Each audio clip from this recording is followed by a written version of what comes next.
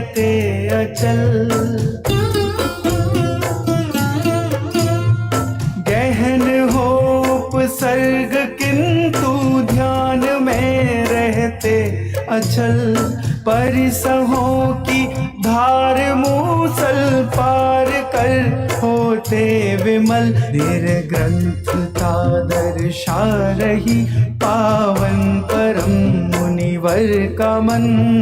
बढ़ चले मुनिराज। निर्ग्रंथ था दर्शा रही पावन परम मुनिवर का मन।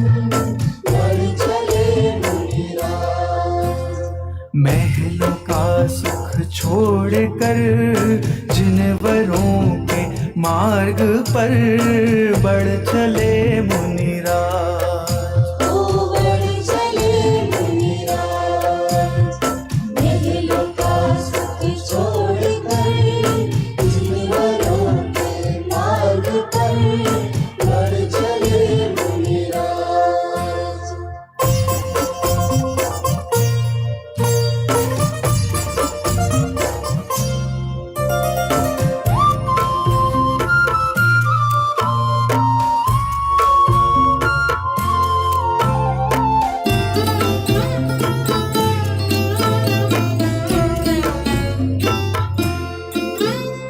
ब्रह्ममय मंगल सुचर या परम पावन आपकी।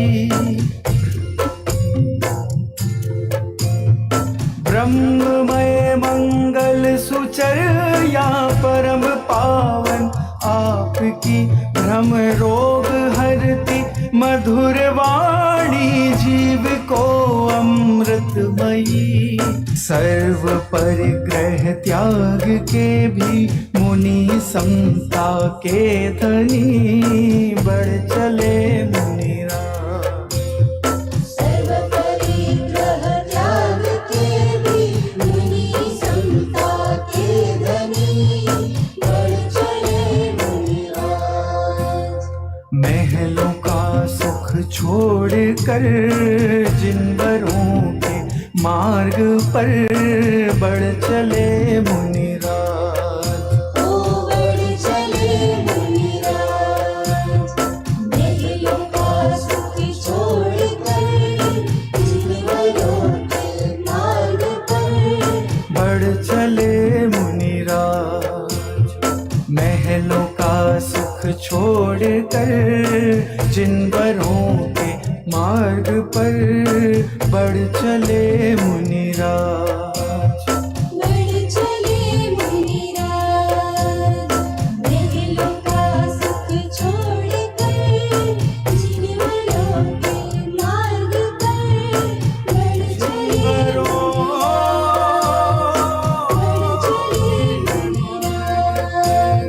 बढ़ चले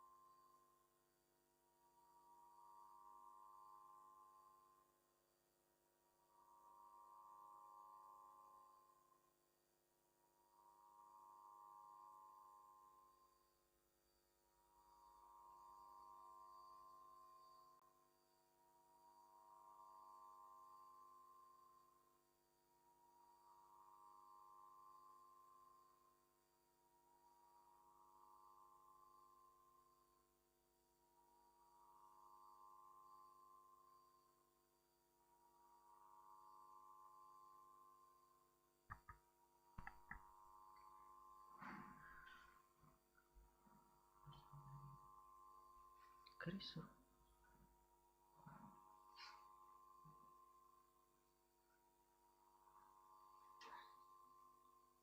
चलिए सावधान।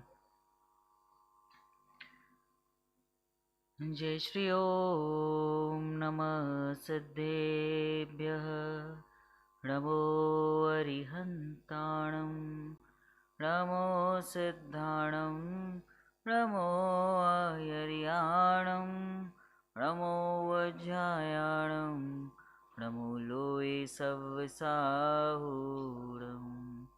हेसो पंचणमो यारो सव्वपावपणासणो मंगलाणं च सवेशं पर्वं होहि मङ्गलम् मङ्गलं भगवान् वीरो मङ्गलं गौतमो गणी मङ्गलं कुन्दकुन्दाध्यो जैनधर्मोऽस्तु मङ्गलम् सर्वमाङ्गल्यमाङ्गल्यं सर्वकल्याणकारकं प्रधानं सर्वधर्माणां जैनं जयतु शासनं जैनं जयतु शासनम्। आप्तमीमांसा पर अपनी चर्चा चल रही है। श्री समदभद्र आचार्य देव द्वारा रचित ये न्याय का ये ग्रंथ है। पहला जो श्लोक है वो हम पढ़ते हैं। देवागम न भूयान चामरादि विभूतयः माया विश्वपि दृश्यन्ते नातस्त्वमसि नो महान। क्या अर्थ किया था कि हे भगवान आप इसलिए महान नहीं हो क्योंकि आपके आगे पीछे देवों का आगमन होता है, जब आपके पंच कल्याणक आदि होते हैं, जब आपके देव में समोशरण आदि होते हैं, तब छत्र चामर आदि होते हैं, इसलिए हम आपको नमस्कार नहीं करते ना। ऐसे युक्तियाँ बताई थी। तो क्यों हम आपको नमस्कार कर रहे हैं, क्या रीज़न बताया था छठवीं कारिका में कि आप ही निर्दोष सर्वज्ञ हैं। स्वतमेवासि निर्दोषो, सर्वज्ञ आप ही हैं। कैसे हैं? सर्वज्ञ हैं। और सर्वज्ञ, आज पंडित जी ने भी बताया था, बहुत अच्छी बात बताई थी कि आपका अर्थ क्या लेना है, मात्र अरंत लेना है। और इसमें भी आया है ये बात कि आपका अर्थ सिर्फ अरंत लेना है, सिद्ध क्यों नहीं लेना है, क्योंकि सिद्ध तो मौन है और इन्हीं के उपदेश होते हैं। और जब हम अनुमान की जो बात चल रही थी ना, हाँ, ये आप्त वाली बात ख्याल में आई कि जो आप्त है यानी अरंत हैं, जिनके उपदेश होते हैं और उनकी क्वालिटी होनी चाहिए, कौन सी? वीतरागी, सर्वज्ञ, ये होना ही चाहिए। और इनके जो उपदेश होते हैं वही कैसे होंगे? मान्य होंगे। और उसका रीज़न क्या बताया था फिर अगली कारिका में कि आपके जो वचन है ना, आप निर्दोष सर्वज्ञ हैं। क्यों है? क्योंकि आपके वचन बाधा रहित है, युक्ति और न्याय के साथ है, कहीं भी बाधा नहीं आती। क्यों नहीं आती? क्योंकि आप पूरा जानते हो। तो उसके लिए उदाहरण दिया था, मैच का दिया था कि वो हाईलाइट्स हम देखते हैं तो कोई क्वेश्चन नहीं होता, बिकॉज वी ऑलरेडी नो ना, जानते हैं हम, तो फिर कोई क्वेश्चन मार्क नहीं बचा। तो इसी तरीके से सर्वज्ञ कैसा जानते हैं? पूरा जानते हैं। हाँ, तीन लोक का सर्वज्ञ आप है ना, सर्वज्ञ, जो तीन लोक तीन काल के समस्त पदार्थों को एक साथ एक समय में जानते हैं, उन्हें क्या कहते हैं? सर्वज्ञ कहते हैं। ओमनिसिएंट, सर्वज्ञ, सब एक साथ जानते हैं वो। तो जब वो पूरा जानते हो, और यदि युगपद जाने तो प्रॉब्लम हो सकती है। जो युगपद जानते हैं ना, उसके लिए तर्क की जरूरत पड़ेगी, और जो पूरा जानते हो उनके लिए तर्क की जरूरत नहीं है। ऐसी भी एक कारिका इसमें है। ख्याल में आ रहा है कि नहीं आ रहा? ये लॉजिक ख्याल में आया कि जो युगपद जानते हैं ना, उनको तर्क की जरूरत पड़ेगी, लॉजिक, क्योंकि क्रम से जानते, उन्हें पता नहीं ना आगे पीछे। और जो पूरा एक साथ एक समय में ही जान लेते हैं, उनको तर्क की जरूरत नहीं है। इसीलिए हमारे जिनेंद्र भगवान का जो इष्ट मत है, जो वो कहते हैं, वाक वचन उनके हैं, वो कैसे हैं? किसी भी विरोध नहीं है। विरोध इसलिए नहीं क्योंकि कोई विरोध आएगा ही नहीं ना, सब एक साथ ही जान लिया, तो there is no question mark, no confusion, कोई संशय नहीं है। और उस एक तो जान लिया, और जानने के बाद भी क्या है कि वो वीतरागी है, उसमें चेंज करने का, बदलने का, रखने का, ऐसा करो ऐसा भी उनको मत नहीं है। इसलिए सर्वज्ञ आप कैसे हैं? आप्त हैं। हे जिनेंद्र भगवान आप्त हैं, इसीलिए मैं आपकी वाणी को मानता हूँ। ख्याल में आ रहा है? तब ये भगवान समझ में आएंगे। इसलिए जो न्याय के ग्रंथ है ना, बहुत महत्वपूर्ण है।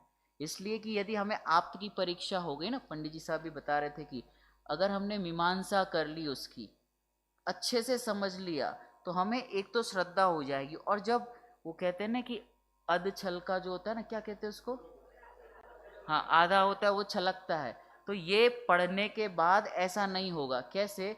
जैसे जैसे थोड़ा ज्ञान हो तो वो वाद विवाद में भी उलझेगा कि नहीं ये बराबर नहीं है, रागी है, द्वेषी है, ऐसा नहीं होना चाहिए, दुनिया में ऐसा सब चलता है। जिसने ये आपकी परीक्षा कर ली ना, उसको ये सब वाद विवाद में नहीं पड़ेगा वो। क्यों? क्योंकि उसे आपका स्वरूप समझ में आ गया ना, तो इन सब वाद विवाद में क्यों पड़ेगा? क्योंकि उसने अपना लेवल बढ़ा लिया है और उसे ऐसी श्रद्धा हो गई है जैसे बहुत बड़ा बिजनेसमैन हो, ठीक है, और वो करोड़ों में उसके बिजनेस होते हो, लाखों करोड़ों डॉलर्स में बिजनेस होते हो, तो पान वाले की दुकान पे जाके वो डिस्कस नहीं करेगा कि this is not right and wrong, वो ये सब में नहीं पड़ेगा। यार ये तुम्हारा बिजनेस बराबर नहीं है, इसको थोड़ा ठीक करो, ऐसा ये सब चक्करों में नहीं पड़ेगा। हाँ, छोटा मोटा कोई दुकानदार व्यापारी हो वो जाके करे तो कर सकता है। लॉजिक समझ में आ रहा है? न्याय। इसका अर्थ क्या हुआ कि हमें बहुत अच्छे से गहराई से परीक्षा करनी होगी। और कौन करेगा वो परीक्षा? समझभद्र आचार्य देव नहीं, खुद को करनी पड़ेगी। उन्होंने तो इसमें मात्र हिंट दी है, अगर आप स्वयं भी पढ़ेंगे ना तो थोड़ा डिफिकल्ट लगेगा, और खुद बैठ के इसमें मेहनत करनी पड़ेगी। देखो फिर क्या लिखा, सर्वज्ञ कैसे माने कि आप कैसे हैं? अरहंत भगवान है। और अरहंत भगवान की बात को हम क्यों मानेंगे? तो 3 रीजन बताए। वीतरागी, सर्वज्ञ और हितोपदेशी होते, क्योंकि उन्हें पूरा ज्ञान होता है और राग द्वेष से रहित वाणी कहते हैं। दूसरा, हमारी जो बात चली थी ना कि अनुमान से जानते हैं, जैसे जहां जहां है वहां वहां अग्नि है। और यहाँ अनुमान का अर्थ है ना, हम ऐसा ना समझे कि जो हम अनुमान समझते अपनी भाषा में वैसा अनुमान नहीं है, ये प्रमाण ज्ञान का विषय है। यानी जो हमें ऑलरेडी 100% पता हो उस पे हम निर्णय कर रहे हैं, उसका नाम अनुमान का।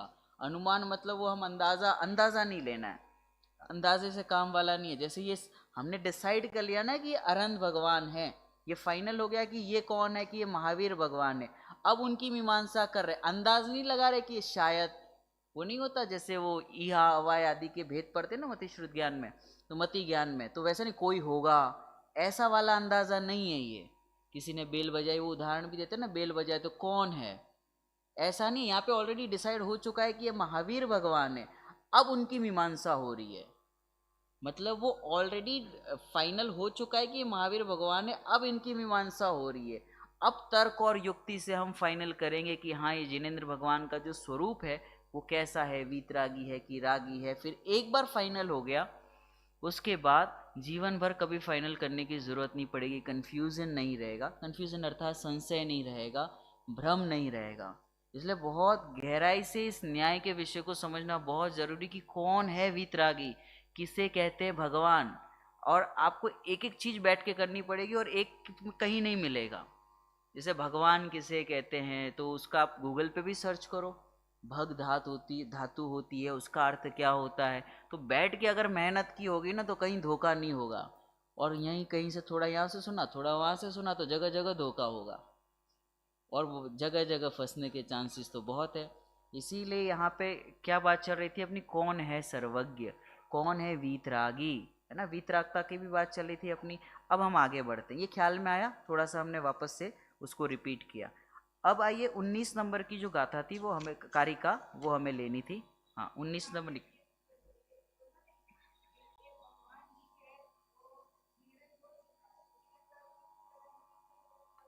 हाँ ये भगवान ही है। हाँ बहुत अच्छा प्रश्न आया दीदी का कि ये भगवान ही है, ये पता चल गया। लेकिन ये भगवान कैसे, सब तरीके से नहीं समझा होगा ना तो वापस से कन्फ्यूजन होगा। मैंने डिसाइड कर लिया ये भगवान है, कौन से है, महावीर भगवान। तो ये महावीर भगवान डिसाइड तो हो गए। अब मैंने ये डिसाइड नहीं किया कि ये सर्वज्ञता से, लॉजिक से नहीं किया, ना वीतरागता से कहा, वो तो हमने कह दिया कि ये महावीर भगवान है, ये फाइनल हो गया। अब हमने कहीं से पढ़ा या प्रवचन में सुना वीतरागी सर्वज्ञ हितोपदेशी होते, लेकिन कैसे, हाउ कम, कैसे, तो उसके लिए मेहनत नहीं की, उसका नाम मीमांसा। अब हमने वीतरागता किसको कहते हैं ये गहराई से चिंतन नहीं किया, सोचा नहीं, निर्णय नहीं किया। दूसरा, सर्वज्ञ किसे कहते हैं इस पे भी मीमांसा नहीं की। तो वो जो महावीर भगवान हमें लग रहे हैं ना वो पद्धति बुद्धि से लग रहे हैं, मतलब किसी ने, हाँ आगम से, हाँ जिनवाणी से या किसी से हमने वक्ता से या फिर यहाँ पे आगम के आधार से लिखा। अब आगम के आधार से ये परीक्षा तो की, मीमांसा नहीं की। इसीलिए पहले लेक्चर में बताया था देयर इज अ डिफरेंस है किसमें, परीक्षा और मीमांसा। भगवान है, पर मीमांसा नहीं की किस तरीके से महावीर भगवान ने कैसे वीतरागी, तो उसके लिए हमें समतभद्र आचार्य, अकलंग देव ये सब लगेंगे, क्योंकि वो ऐसे ही एक्सेप्ट नहीं करते। तो उसके लिए पूरा तर्क युक्ति कैसे वीतरागी हैं, तो इस तरीके से एक बार वो फाइनल हो गया कि यार ये महावीर भगवान इस तरीके से वीतरागी है। जैसे मैं आपको एग्जाम्पल से ख्याल में आएगा, गुरुदेव श्री के एक प्रवचन है दीपावली पर, अलग से छपे भी हैं वो, कि भगवान महावीर को कब निर्वाण की प्राप्ति हुई। तो ऐसा है 2550 साल हो गए निर्वाण की प्राप्ति हुई। उस प्रवचन में गुरुदेव श्री ने स्पेशली कहा कि आज एक नવું આવ્યું છે, જુદી રીતે આવ્યું છે, નવું એટલે જુદી રીતે કાંઈક अलग આવ્યું છે। तो उन्होंने ऐसा कहा कि भगवान महावीर को 2550 साल पहले नहीं हुआ था निर्वाण, आज हुआ। कैसे? तो उसका युक्ति बताई। हाँ प्रभाबेन का, हाँ बराबर કે આજે, हाँ બહુ સરસ, કે આજે મારા જ્ઞાનમાં મને ખબર પડી ને કે इतने साल पहले हुआ तो आज निर्वाण हुआ, ऐसा समझना। ये ख्याल में आ रहा है लॉजिक? ये ट्रेन जैसा है, ट्रेन में बैठे तो ऐसा लग रहा है वो चली कि ये चली, तो सेट करना पड़ेगा श्रद्धान में कि हाँ फिर वो एक टाइम पे आके फिट होता है। ख्याल में आ रहा है कि उस समय हुआ था वो तो आपको चमड़े की आंखों से दिख रहा है, लेकिन आज हुआ, क्योंकि मेरे ज्ञान में तो आज भी ऐसा लग रहा है ना कि आज लग क्या रहा है कि वो आज मेरे ज्ञान में झलका। क्या झलका? कि भगवान महावीर को क्या हुआ था, निर्वाण की प्राप्ति हुई थी। कब? अभी मेरे ज्ञान में झलका। लॉजिक समझ में आ रहा है कि नहीं आ रहा? तो ये तर्क समझ में आ रहा है, तो इस तर्क से समझा। अब इस तर्क से क्या समझना था कि मुझे तो पहले भी ज्ञान हुआ था, जिसको भी हुआ हो, और अभी भी मुझे क्या हो रहा है, ज्ञान हो रहा है। मैं 2 दिन बाद भी करूंगा तो इस चीज का मुझे ज्ञान ही होगा।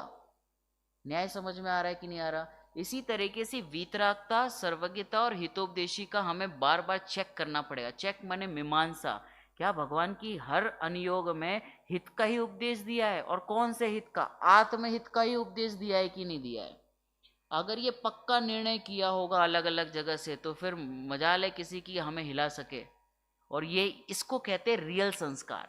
जो हम संस्कार की बात करते हैं ना, ऊपर ऊपर वाला, वो अगले भाव में नहीं जाएगा। ये वाला जो संस्कार है ना, जो हमने खुद से मेहनत कर करके वीतरागता, सर्वज्ञता और हितोपदेशिता का निर्णय किया होगा, ये संस्कार जाएंगे ये जीव को, इस जाति के, क्योंकि उसने देवसास गुरु को बहुत परख परख के निर्णय किया है। अब इसे है ना, हो सकता है इस भाव में उसे सम्यक दर्शन ना हुआ हो, या फिर हो सकता है कि अभी उतना उसकी विशुद्धि ना बढ़ी हो। ये थोड़े ही टाइम में से वापस से मिलेंगे ये भगवान, क्योंकि इसने कभी निंदा नहीं की है, इसने कभी मतलब इग्नोर नहीं किया, बहुत अहोभाव से समझा है, और ऐसा समझा है कि कोई नहीं समझ सकता। ऐसी वीतरागता, सर्वज्ञता और हितोपदेशिता। अब मैंने एक बार आपका निर्णय कर लिया ना कि ही इज आप and he knows everything and whatever he, जो भी वो जानते हैं वो कैसा जानते हैं। अब थोड़ा बीच बीच में सब भाषाएं आ जाती है, पता ही नहीं चलता। तो वो जो भी जानते हैं ना, वो कैसा जानते हैं, सर्वज्ञ, तो सब कुछ बराबर जानते, परफेक्ट। तो अब वो जो भी कहेंगे उससे क्या होगा, उस पर हमारी श्रद्धा होगी। अब वो कहेंगे क्या कि अजी में सुख नहीं है, पुद्गल में सुख नहीं है, ये 3 लोक का माप कितना है, 363 राजू का है, गण राजू का है, तो बराबर भरोसा करेंगे। अगर उसमें कंफ्यूजन है, किसमें, निर्णय में, आपके निर्णय में कंफ्यूजन है, तो हर जगह कंफ्यूजन रहेगा। यार उधर तो वो पंडित जी ऐसा कह रहे थे, उस अनुयोग में तो ऐसा लिखा है, उस जिनवाणी में तो यार थोड़े से मतभेद लग रहे हैं। तो मतभेद वो वैसा नहीं है जैसा आप समझ रहे हो, क्योंकि वो निर्णय कच्चा है ना आपका, तो फिर वहां पे कंफ्यूजन दिखाई देगा। ख्याल में आ रहा है कि नहीं आ रहा है? लॉजिक समझ में आ रहा है? और एक बार आपका निर्णय बराबर किया रहेगा, तो फिर वो जो क्या नाम था जिनका इसमें प्रसिद्ध हुई ना, रेवती रानी की 25वें तीर्थंकर का समोशरण आया है, नहीं मानेंगे, क्योंकि उनको आप पर भरोसा है। और बाकी जितने थे जो प्रवचन में आते होंगे उस समय, जो भी चर्चा सभा में आते होंगे, सब गए थे आउट ऑफ क्यूरोसिटी। अब उन्हें ये तो पता था कि महावीर भगवान है, 24 तीर्थंकर हैं, पर मीमांसा नहीं की थी ना, आप पर भरोसा नहीं था। तीर्थंकर 24 ही होते हैं, 25वें कहाँ से आए? तो वो नहीं गई, बाकी सब गए। ख्याल में आ रहा है कि नहीं? कौन से अंग में प्रसिद्ध हुई? मूढ़, हाँ मूढ़ नहीं होती, अमूढ़ दृष्टि अंग में प्रसिद्ध हुई। अब हाँ मूढ़ अज्ञान है, अमूढ़ दृष्टि अंग में 8 अंग है ना। अब उसकी भी इतनी चर्चा है, जो हम रत्नकरण शावकाचार्य आदि के माध्यम से करें, तो इतना सम्यक दृष्टि के जो 8 अंग होते हैं ना, गजब के हैं। और वो बाद में होता है ऐसा नहीं है, पहले से ही उसका रंग दिखने लगता है, उसको सम्यक दर्शन होता है। तो इतनी सारी विद्याएं हैं, थोड़ा समय निकालना पड़े इसके लिए। तो तो आप्त पे भरोसा कर लिया, अरहंत भगवान पे भरोसा कर लिया। अब जो जिनेंद्र परमात्मा कहेंगे वो मुझे क्या है, सर्वमान्य है। अब वो चरणान योग में कहेंगे कि ये वस्तु भक्ष्य नहीं है, खाने योग्य नहीं है, तो अब क्वेश्चन मार्क नहीं होगा, क्योंकि आप तो कह रहे हैं ना। और जहां जहां मुझे लॉजिकली लगेगा ये खाने योग्य है कि नहीं, यहाँ जो पता चल रहा है उस पर हम थोड़ा सा अपना बुद्धि लगाएंगे। और जहां हमें पता है कि यहाँ सर्वज्ञ भगवान ने कहा है ना, अभी मेरे ख्याल में नहीं आ रहा क्या होगा, पर सही कहा होगा, तो इसे अभी मैं क्या करूंगा, अवॉइड करूंगा। अगर कंफ्यूजन वाली चीज लग रही है कि डाउट लग रहा है तो भी मैं अवॉइड करूंगा। क्यों? क्योंकि आपने कहा है। ये समझ में आया? इसका नाम चरणान योग है। और चरणान योग का अर्थ भी मात्र इतना नहीं समझना है कि खाने पीने तक, भक्ष्य भक्ष तक, वो तो एक हिस्सा है चरणान योग का। उसमें कितनी सारी चीजें हैं। जैसे यदि कोई जीव अपने माता पिता या फिर जो भी अपने घर के भाई हो या जो भी हो, अगर उनसे उसका व्यवहार ठीक नहीं है तो ये आपकी वाणी के अनुकूल नहीं है, क्योंकि वो अपने परिवार के साथ क्या कर रहा है, अनीति कर रहा है, अन्याय कर रहा है। तो ये सम्यक दर्शन का पात्र जीव नहीं है, भले वो कितना ही व्रत उपवास कर ले। क्यों? रीजन लिखा रत्नकरण सावकाचार्य जी में कि इस जीव को 15-15, 20-20, 50-50 साल हो गए सुनते सुनते, अब तक सम्यक दर्शन क्यों नहीं हुआ? 3 कारण बताए। कौन कौन से? अन्याय, अनीति, अभक्ष। तो कैसी अनीति करता है? तो पहले तो ये अनीति की कि मैं आत्मा हूँ ऐसा मानता ही नहीं, ये सबसे बड़ी अनीति है।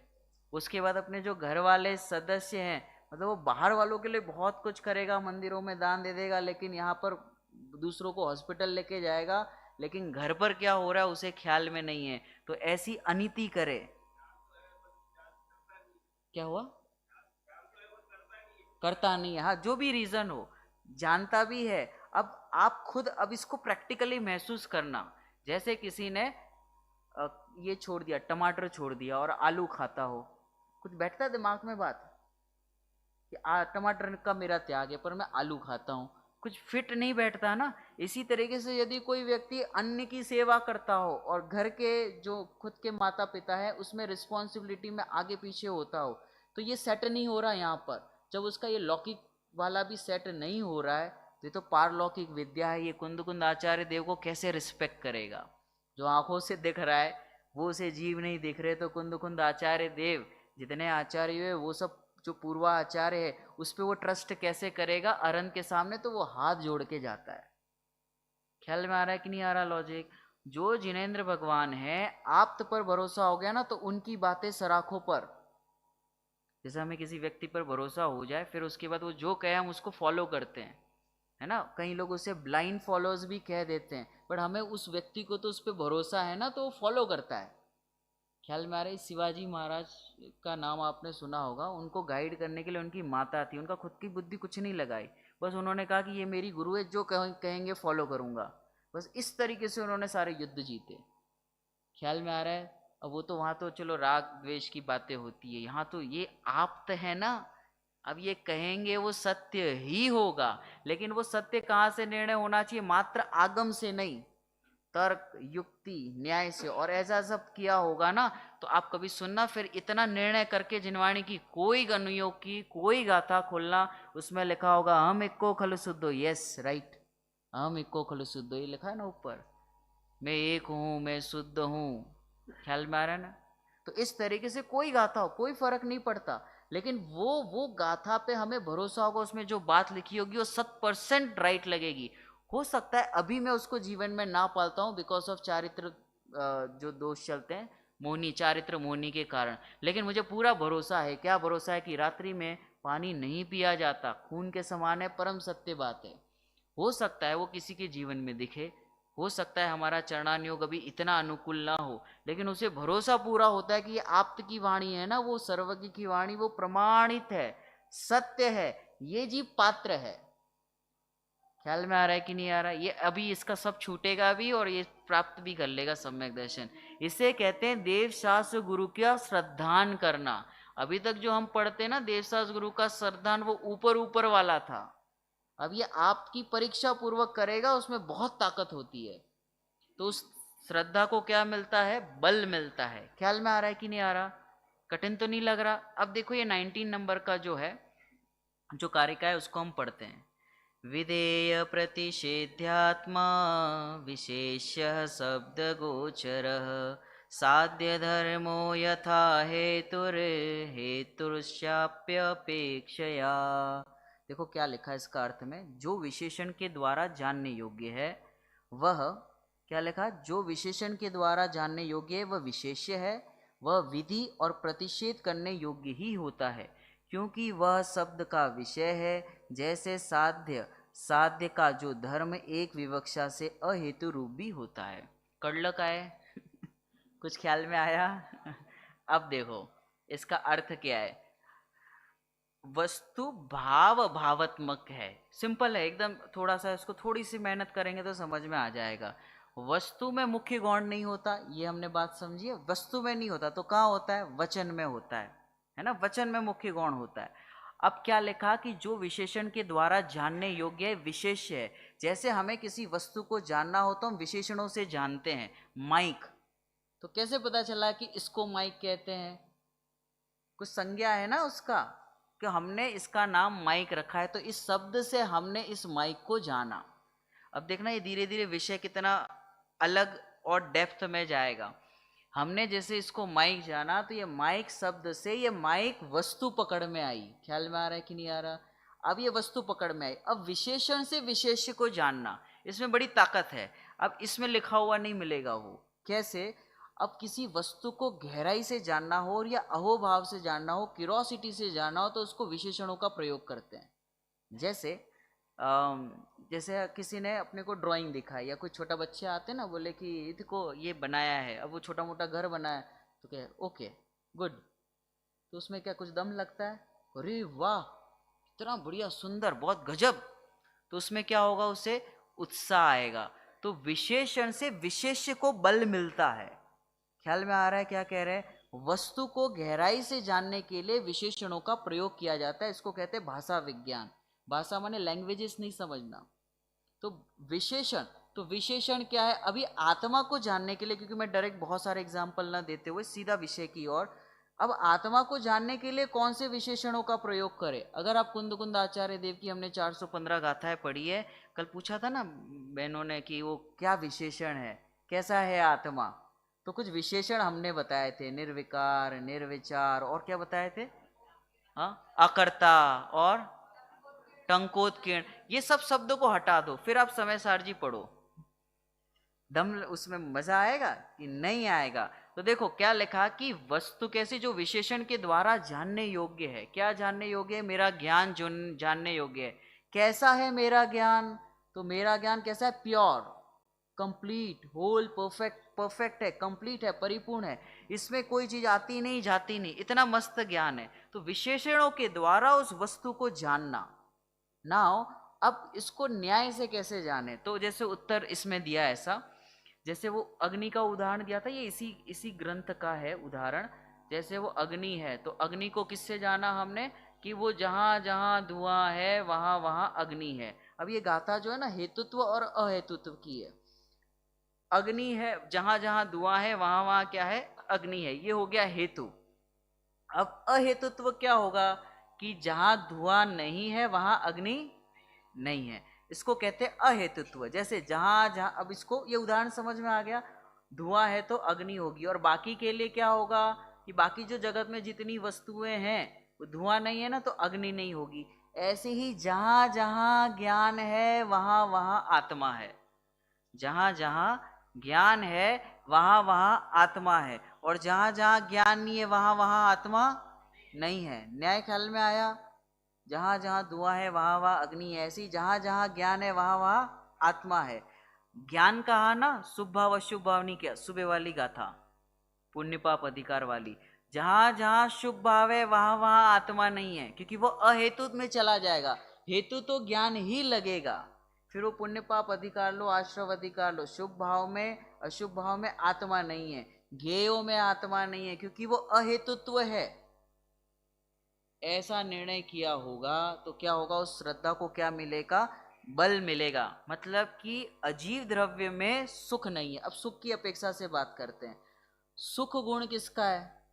कि आत्मा का है। किसी और में मिलेगा? इस माइक में मिलेगा कि नहीं मिलेगा? क्योंकि उसमें अहेतु है ना, वो उसमें नहीं मिलेगा।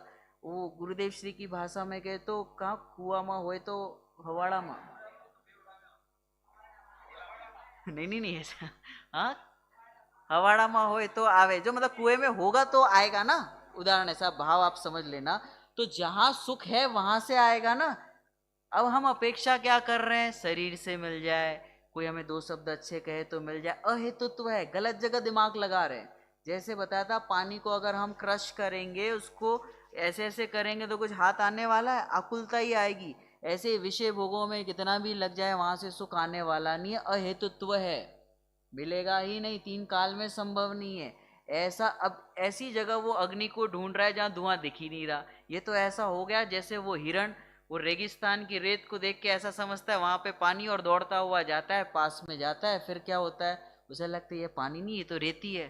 फिर दूर देखता है तो उसे ऐसा लगता है वहां पर देखो, वहां पे वापस पानी दिख रहा है।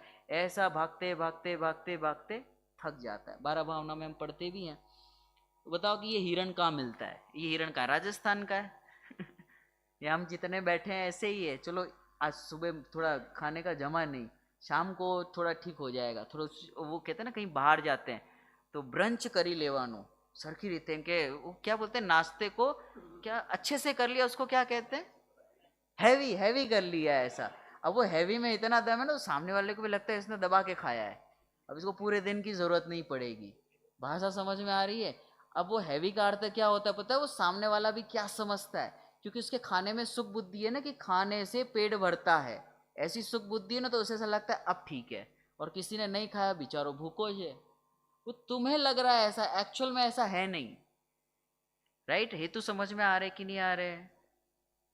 तो वो जहां जहां सुख कहाँ होगा, कि जहां आत्मा है वहीं से सुख उत्पन्न होगा। बाकी जगत में जितनी चीजें कहीं से नहीं होगा, गाड़ी से, घर से। चलो ये तो यहाँ से तो अपन वेद विज्ञान करती है, आज पंडित जी ने बहुत अच्छी वेद विज्ञान की परिभाषा बताई थी। अच्छा ये बताओ कि शुभ अशुभ में है कि नहीं है, वो भी वेद विज्ञान में नहीं लिया। अच्छा आत्मा के विकल्प में, वहां से तो मिलेगा ना।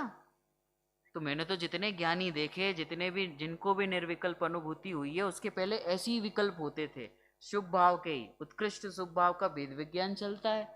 तो मैंने तो ऐसे ही देखा है, तो आप मना कैसे कर सकते हो। उस शुभ भाव में भी आकुलता है।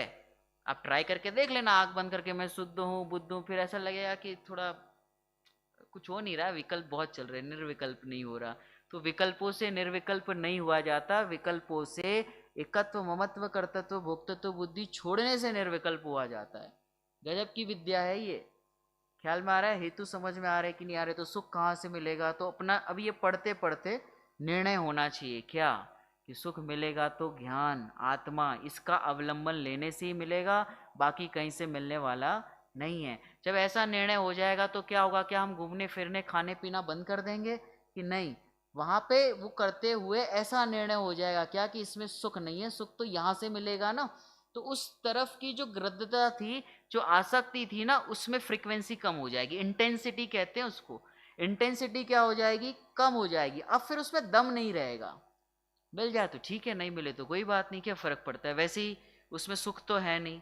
आपको ट्राई करना हो ना, अगर प्रैक्टिकल इसको साइकोलॉजी से समझना हो, जैसे वो आदिवासी होते हैं ना, वो झाड़ को तोड़ते नहीं है। जंगल में जो आदिवासी नहीं तोड़ते, तो उनका तोड़ने का तरीका है। तो वो क्या करते हैं, झाड़ को क्या करते हैं, अपशब्द कहते हैं। तो थोड़े दिन में वो झाड़ मर जाता है, टूट जाता है। ये तरीका है और ये रियल है, आप चाहो तो सर्च कर सकते हो। तो वो ऐसे तोड़ते हैं। तो सोचो, अब ये इसकी साइकोलॉजी समझना आप। अब जो जिसमें सुख नहीं है ना, आप ट्राई करना है इस चीज को, इसमें सुख नहीं है, इसमें सुख नहीं है, इसमें सुख नहीं है, इसमें सुख नहीं है, आपको वास्तव में सुख नहीं लगेगा। ट्राई करके देखना है। जैसे कोई पुस्तक, जैसे ये स्टिक है, बहुत अच्छी है यार, रेड कलर, इतना सुंदर, कितना सुंदर है। देखो पीछे भी बड़ा वाइट बना हुआ है, इसका शेप देखो कितना सुंदर है। आपको थोड़ी देर में ये बहुत सुंदर लगने लगेगा। अब इसकी हम सब मिलके निंदा करते हैं, अरे यार ये वाइट पीछे नहीं आगे होना चाहिए, थोड़ा यार शेप थोड़ा राउंड आजकल अच्छे चल रहे हैं, ये वाले रेक्टेंगल वाले इतने अच्छे नहीं है। थोड़ी देर निंदा करो, यही वस्तु आपको क्या लगने लगेगी, बुरी लगने लगेगी। ख्याल में आ रहा है साइकोलॉजी।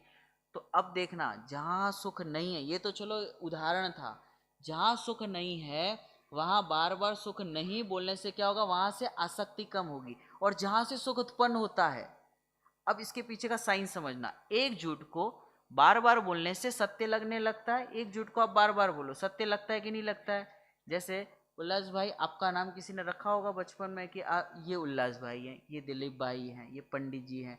तो पहली बार किसी ने बोला तो समझ में नहीं आया, लेकिन दो चार लोगों ने बोला उल्लास भाई, उल्लास भाई, उल्लास भाई। अब इतना फिट हो गया इतने सालों से, अब कोई नींद में भी उठाए तो भरोसा हो जाता है। लेकिन वो परम सत्य नहीं है, परमानेंट फैक्ट नहीं है, फिर भी सत्य तो ऐसा परमानेंट जैसा लगता है। तो एक झूठ को बार बार बोलने से सत्य लगने लगता है।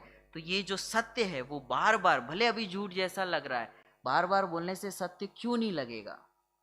ख्याल में आ रहा है? मैं आत्मा हूँ, अभी लग रहा है यार मैं खाली विचार ही करता हूँ, चिंतन ही करता हूँ, लगता तो है नहीं। अरे ये सत्य बात है, बार बार कर विचार तो पाम करेगा, ये सत्य बात है तो लगेगा। और विषय भोगों में तो सुख नहीं है, कितना ही कोशिश कर ले, नहीं मिलेगा, नहीं मिलेगा और नहीं मिलेगा। ऐसा तर्क और युक्ति से यदि निर्णय किया होगा तो भले चारित्र मुनि के उदय से उसे बाहर में लगे। आप ट्राई कर लो, आप सभी जो स्वाध्यायी हैं, इतनी बात तो हम समझते ही हैं। आप कहीं भी घूमने चले जाओ, है ना, कहीं भी चले जाओ, आपको पता है कि इसमें सुख नहीं है, थोड़ा निर्णय किया हुआ है ना, जिस भी लेवल का किया हो, आपको मज़ा ही नहीं आएगा। ऐसा लगेगा टाइम वेस्ट हो रहा है, 3 दिन बिगाड़ा, क्या मतलब निकला, है ना। इधर गए उधर गए, घूमे, जो भी अपन ने क्रिया की, खाने में कुछ नहीं, बोले यार टाइम वेस्ट हो रहा है। क्यों? क्योंकि हमें पता है कि अब इसमें सुख नहीं है। अब सुख नहीं लगेगा ना तो वहाँ पे रुचि भी नहीं लगेगी ज़्यादा।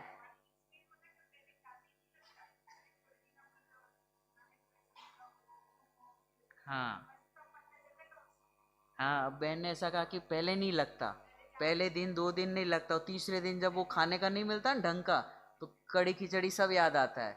अब इसके पीछे का देखो, मैंने एक शब्द प्रयोग किया, आपने ध्यान से सुना हो, जिसने जिस लेवल का निर्णय किया होगा ना उसको वैसा लगेगा।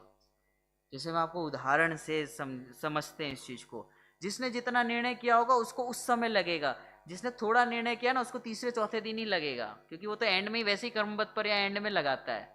सब पहले ट्राई कर लेगा फिर लगाएगा, तो उसका तो 3-4 दिन लगेंगे। लेकिन जिसका स्वाध्याय गहराई से, स्वाध्याय यानी कि अच्छे से निर्णय किया है, उसको स्टार्ट में ही लगता है क्या दम है इन कमरों में, क्या दम है इन बिल्डिंगों में, ऐसा उसको अंदर से ही लगने लगता है। जैसे आपको एक उदाहरण से समझते हैं, ये नैरोबी है ना, वहाँ पे गुरुदेव श्री प्रवचन करने के लिए गए थे, तो अपने सादर में भी बहुत सारे उस समय गए थे। तो ये घटना उधर ही प्रफुल्ल भाई ने बताई थी हमें। तो फिर वो क्या हुआ, दोपहर का प्रवचन था, तो गुरुदेव श्री से किसी ने कहा नहीं, सब लोग बोले कि चलो वो थोड़ा सा देख के आते हैं, आजू बाजू का जंगल वगैरह वहाँ बहुत है, देख के आते हैं। अब गुरुदेव श्री से कैसे परमिशन ले, तो सब गाड़ी भर के चले गए। अब हुआ है कि उनकी गाड़ी खराब हो गई। गाड़ी खराब, अब उदाहरण से आप समझना बराबर बात को, गाड़ी खराब होगी तो पहुंच नहीं पाए टाइम पे दोपहर के प्रवचन में। तो गुरुदेव श्री ने बोला कि थोड़ी नजर गई कि क्या दिखाता ना थी, बता क्या गया है। तो अब बोले कैसे, तो किसी ने कहा कि ओ थोड़ा फरवा गया छे, तो उन्हें थोड़ा तो ख्याल होगा क्या गया छे, कि बोलो इनको अच्छा पूर्वना अपना भव जोवा गया छे। समझ में आया? अब उनका है ना, एक बार में कहा उन्होंने, सोचा नहीं, समझा नहीं, दिमाग नहीं लगाया, क्योंकि वो निर्णय किया हुआ है ना, इतना पक्का है कि उन्हें तुरंत वो हाथी ने सब देख के ऐसा लगता है कि पूर्व के अपनी पर्याय है, पत्ते देख के ऐसा लगता है कि भविष्य में होने वाले इसमें अनंत तीर्थंकर हैं, माता पिता हैं। कैसे? तो जिस लेवल का निर्णय होगा ना, जितनी गहराई से किया होगा, उसे तुरंत क्लिक होगा। जैसे एक माता अपने बेटे को देख के तुरंत समझ जाती है कि थका हुआ है, भले वो बाहर से हंसता हुआ दिखे ना, तू जमी ले, है ना, कि कैसा, और वो उसने खाया नहीं हो ना तो पूछे उससे तरीके से, कैसे वो पहचान लेती है, क्या बीजू बनाई दूं, तने जे भावे बनाई दूं, कितने तरीके से उसको मना मना के खिलाती है। ख्याल में आ रहा है कि ना? क्यों? क्योंकि उस बच्चे के प्रति इतना निर्णय किया हुआ है, बचपन से उसको हाथ में खिलाया हुआ है, तो इतना निर्णय उसका हो गया, कोई देख के पहचान जाती है। देखो वो तो लौकिक माँ है, ये भव तक ही चलेगा। क्यों ना ऐसा हो जाए कि जिनवाणी का एक शब्द पढ़ते ही हमें इतनी गहराई से समझ में आ जाए कि जैसे उस माता ने उस बालक को देख के कैसे फटक से पहचान लेती है, ऐसे एक शब्द पढ़ के उसकी गहराई में हम घुस जाए। ख्याल में आ रहा है कि नहीं आ रहा है? तो उसके लिए हाथ में, जैसे उस माता ने उस बालक को ऐसे हाथ में रखा है, बचपन से खिलाया है, तो ऐसे ही जिनवाणी हाथ में रहेगी, पढ़ेंगे बार बार इसको देखेंगे तो हर शब्द समझ में आएगा। ख्याल में आ रहा है कि नहीं आ रहा है? इसमें सच में बहुत ताकत लगती है, इसे पूरा दिन निकलता है एक एक मतलब कारिका के पीछे। आप, मैं इसके 3 रेफरेंसेस लेता हूँ 3 पुस्तक के, लेकिन कुछ हाथ में नहीं आता, मतलब वो शब्द जटिल, और एक तो न्याय के ग्रंथ और जटिल होता है, और जो चाहिए ना प्रैक्टिकली अप्लाई करने वाला, जो मुझे चाहिए, तो ये तो सैद्धांतिक बातें यहाँ से मिल जाती है, हेतुत्व अहेतुत्व, वो परफेक्ट मिल जाएगा, वो फिट भी हो गया। लेकिन मेरे जीवन में कैसे मैं इसको प्रयोग करूँ ये हेतुत्व अहेतुत्व के लिए, उसके लिए जान लग जाती है, क्योंकि वो इसमें लिखा हुआ नहीं है। अब बैठे बैठे सोचते रहो सोचते रहो सोचते रहो सोचते रहो, ये मैं आपसे इसलिए कह रहा हूँ कि आपको भी करना पड़ेगा। अभी तो यहाँ पराया ज्ञान जहाँ पर की है, ये तो दूसरे की बुद्धि वाला, जैसे हमने पूजन पढ़ते हैं, तो वो तो बाबूजी के भाव थे, उनकी भावनाएं हम पढ़ रहे हैं। व्हाट अबाउट योर्स, अपनी भावना का क्या हुआ?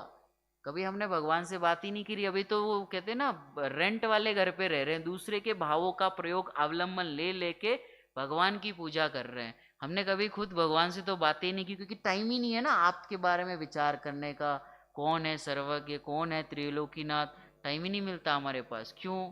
खाखड़ा फाफड़ा उससे फुर्सत मिले तब ना। वो खाते भले आधा घंटा है, 24 आवर्स चलता है, कल की तैयारी अभी से दिमाग में चलती रहती है। ख्याल में आ रहा है? तो इसीलिए चरणानियोग का सिस्टम आया कि वो क्यों, क्योंकि वो उसमें ही उलझा रहेगा तो इधर कब समय देगा। ख्याल में आ रहा है कि नहीं आ रहा है? गजब की विद्याएं हैं। अब इसमें देखो हेतुत्व अहेतुत्व ख्याल में आया कि नहीं आया? हेतुत्व अहेतुत्व। अब आगे बढ़े, देखो एक और कारिका ले लेते हैं। 37 नंबर की कारिका निकालिए। मैं जानता हूं कि आप घर पे जाके कभी नहीं पढ़ोगे आप तो मीमांसा, क्योंकि आप एक दो कारिका भी पढ़ोगे ना कि एम लागतू नहीं केम थाय एम लेकिन आपको है ना बहुत मेहनत लगेगी इसमें। जब मेहनत करेंगे ना तो जो खिलेगा ना, एक मैंने कहा ना स्ट्रगल सिर्फ यहाँ तक का है, ये स्ट्रगल क्रॉस कर लोगे ना तो आगे की दुनिया बहुत सुंदर है। ठीक है, देखो वस्तु को सर्वथा नित्य मानने में दोष। 37 नंबर की कारिका, हम इसका ये संस्कृत पढ़ते हैं। नित्यत्व के कांत पक्षे अपि विक्रिया नोपपद्यते प्रागेव कारका भावः क्व प्रमाणम क्व तत्फलम। अब देखो हिंदी पढ़ते तो थोड़ा सरल पड़ेगा। यदि सर्वथा सभी वस्तुओं को नित्य ही माना जाए तब तो कुछ भी क्रिया आदि परिवर्तन नहीं होंगे, क्योंकि नित्य में पहले ही कर्ता कर्म आदि कारकों का अभाव है। पुनः प्रमाण कहाँ रहेगा? और जब प्रमाण नहीं होगा तब उसका फल भी कहाँ रहेगा? थोड़ा थोड़ा ख्याल में आया होगा। देखो यदि सर्वथा सभी वस्तुओं को नित्य ही माना जाए, अब आप डायरेक्ट आंसर ढूंढने की कोशिश मत करो, खुद विचार करो। यदि सभी वस्तुएं नित्य हो जाएगी तो क्या होगा? बहुत सारी प्रॉब्लम हो सकती है। सभी वस्तुएं नित्य हो जाए तो क्या होगा? हाँ, सर्वथा कुटस्थ हो जाएगी। वस्तु नित्य है मतलब वो कुटस्थ हो गई, और विश्व में वो सिस्टम बैलेंस नहीं रहेगा कुछ भी।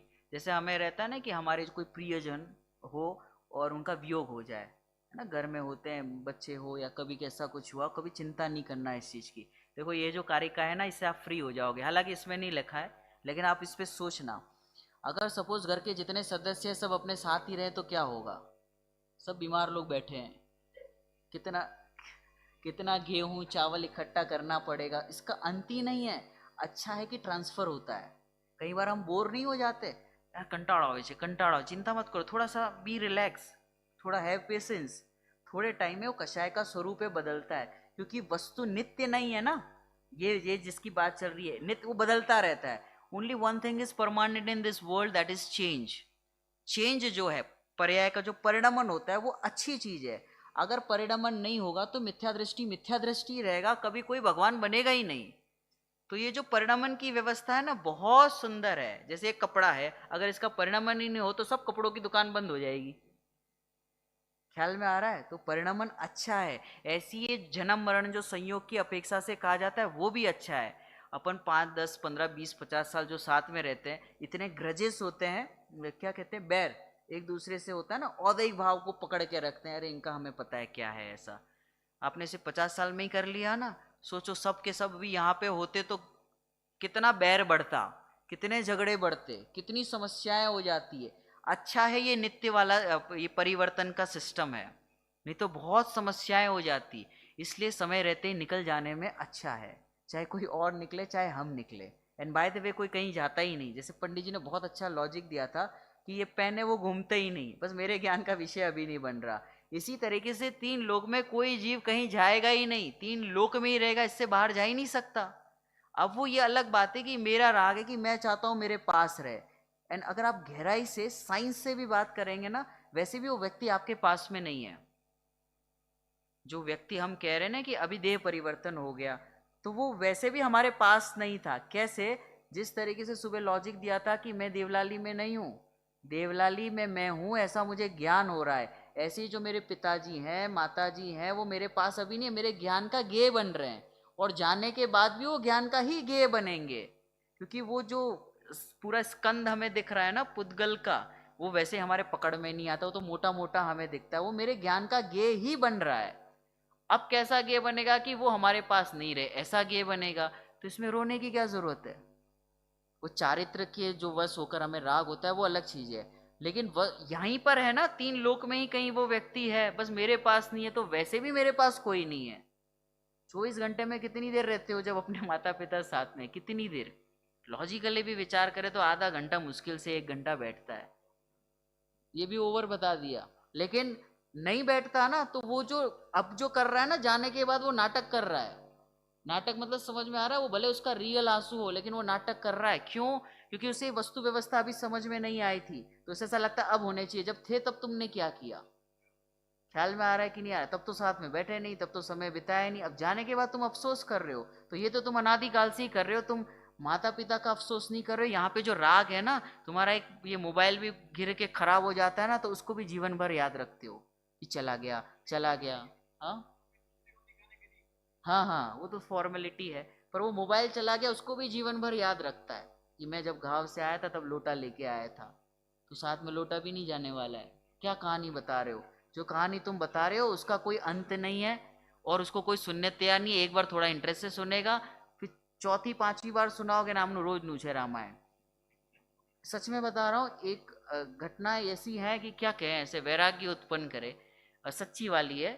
कि एक दो थे दादा दादी, साथ में रहते थे, और दादाजी ऑफ हो गए, और उनके बेटे विदेश में रहते थे। तो विदेश में रहते थे तो उनको फ़ोन किया कि बेट दो अलग अलग कंट्री में रहते होंगे, कोई कहाँ कहाँ रहते होंगे। तो उनको फ़ोन किया, बेटा ऐसा ऐसा हो गया, दादा अपने पिताजी ऑफ हो गए, तो आप दोनों को आना पड़ेगा। तो दोनों भाई कॉन्फ्रेंस में बात कर रहे हैं कि अभी पापा के वक्त भाई तू चले जा, मम्मी के वक्त मैं जाऊँगा। ये सच्ची घटना है। अब वो माँ को अटैक नहीं आ जाए ऐसा सुन के? क्या ऐसे लोगों को फोन करना, जो जीते जी नहीं आ पाए, मरने के बाद भी बुला के क्या फायदा है? ऐसे जीवों से राग क्या करना? क्यों ना वीतरागता को ही प्रकट कर लिया जाए? क्यों ऐसे राग में रहना? क्यों ना अपने ज्ञान स्वभाव को प्रकट किया जाए, जिससे दुखी ना हो, फोन करने का भाव ही ना आए। वो वर्तमान भले परिस्थिति जो भी हो, उस समय वो राग भाव आया होगा तो किया होगा। क्यों ना अपने ज्ञान स्वभाव को इतना ऊर्ध कर लो कि उनको आना हो तो आए, नहीं आना हो तो नहीं आए, हम तो वैसे ही चले गए। ख्याल में आ रहा है कि नहीं आ रहा? अपने राम जी भाई की है, या फिर कोई पुत्र गया था, पंडित जी को पता होगा, तो के मेहमान ने छोड़वा गया था है ना? बनारसी दास जी, हाँ हाँ। पुत्र का देह परिवर्तन हुआ कि क्या गया था, तो हमने कीधु कि मेहमान आया हुआ था, छोड़वा गया था। ये इतना निर्णय किया होगा ना, उसका कलेजा इतना मजबूत हो जाता है। इससे आप ऐसा मत समझना कठोर हृदय के, वो कठोर हृदय के नहीं है जिनको हम कठोर हृदय समझते। कठोर तो वो है जो राग में लगे हुए हैं। क्या कहते हैं, करुणा वाला तो वो जीव होता है जिसने अपने ज्ञान स्वभाव को पहचान के किसी से कोई अपेक्षा ही नहीं रखी। आना हो तो आ जाएंगे, नहीं आना होगा तो नहीं आएंगे। ठीक है, इतनी मजबूती तब आएगी, ये अपन जितने बैठे ना यहाँ पर, किसी से कोई अपेक्षा रखना ही नहीं। कोई अपेक्षा हो नहीं, निर्द्वंद हो जीवन, संतुष्ट निज में ही रहूं, नित्य आप सम भगवन। कोई अपेक्षा रखने जैसा नहीं है। क्या स्वयं से भी क्या अपेक्षा रखी? जब शरीर से ही अपेक्षा नहीं रख सकते, तो इसके जो संयोगी हैं उससे क्या अपेक्षा रखे? ख्याल में आ रहा है? तो अपने ज्ञान स्वभाव के साथ इतना तन्मय हो जाए, इतना तन्मय हो जाए कि मुझे किसी की जरूरत ही नहीं है। जब भी अकेलापन सूनापन लगे तो ऐसा अनुभव करो कि मैं अनंत सिद्धों के मध्य में हूं, तो अकेलापन सूनापन लगेगा ही नहीं। अब बताओ न्याय कहाँ कठिन है? बट ये निकालने के लिए फिर ताकत खुद से लगेगी। ख्याल में आ रहा है कि नहीं आ रहा? तो इस तरीके से और विशेष चर्चा, और भी बहुत अच्छी अच्छी कारिकाएं हैं, हम उस पर चर्चा करें।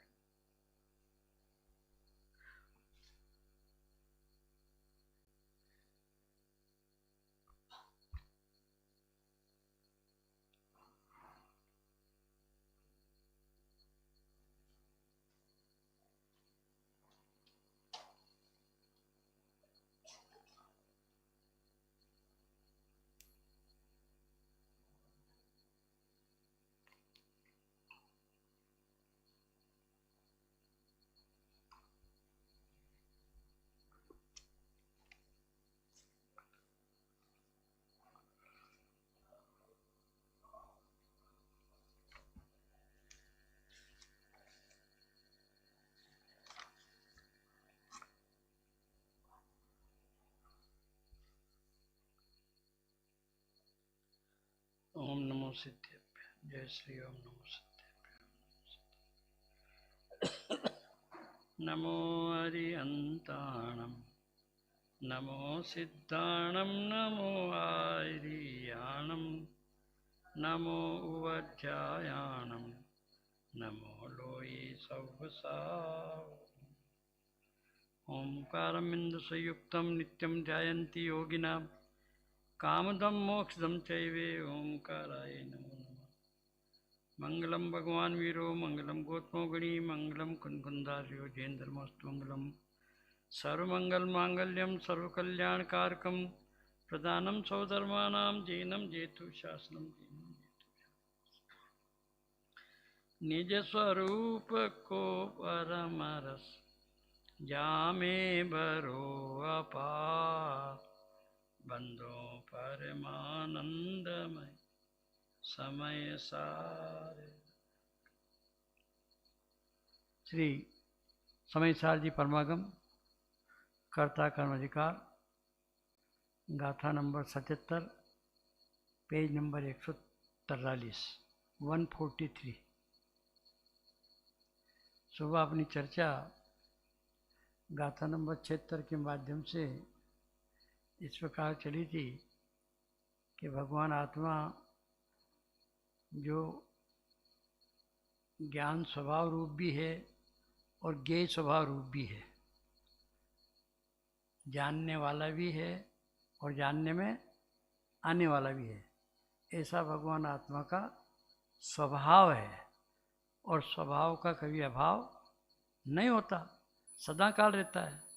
तो ऐसा आत्मा सदा काल जानने वाला तो जानता रहता किसको, कि स्व को भी और पर को भी जानता रहता है।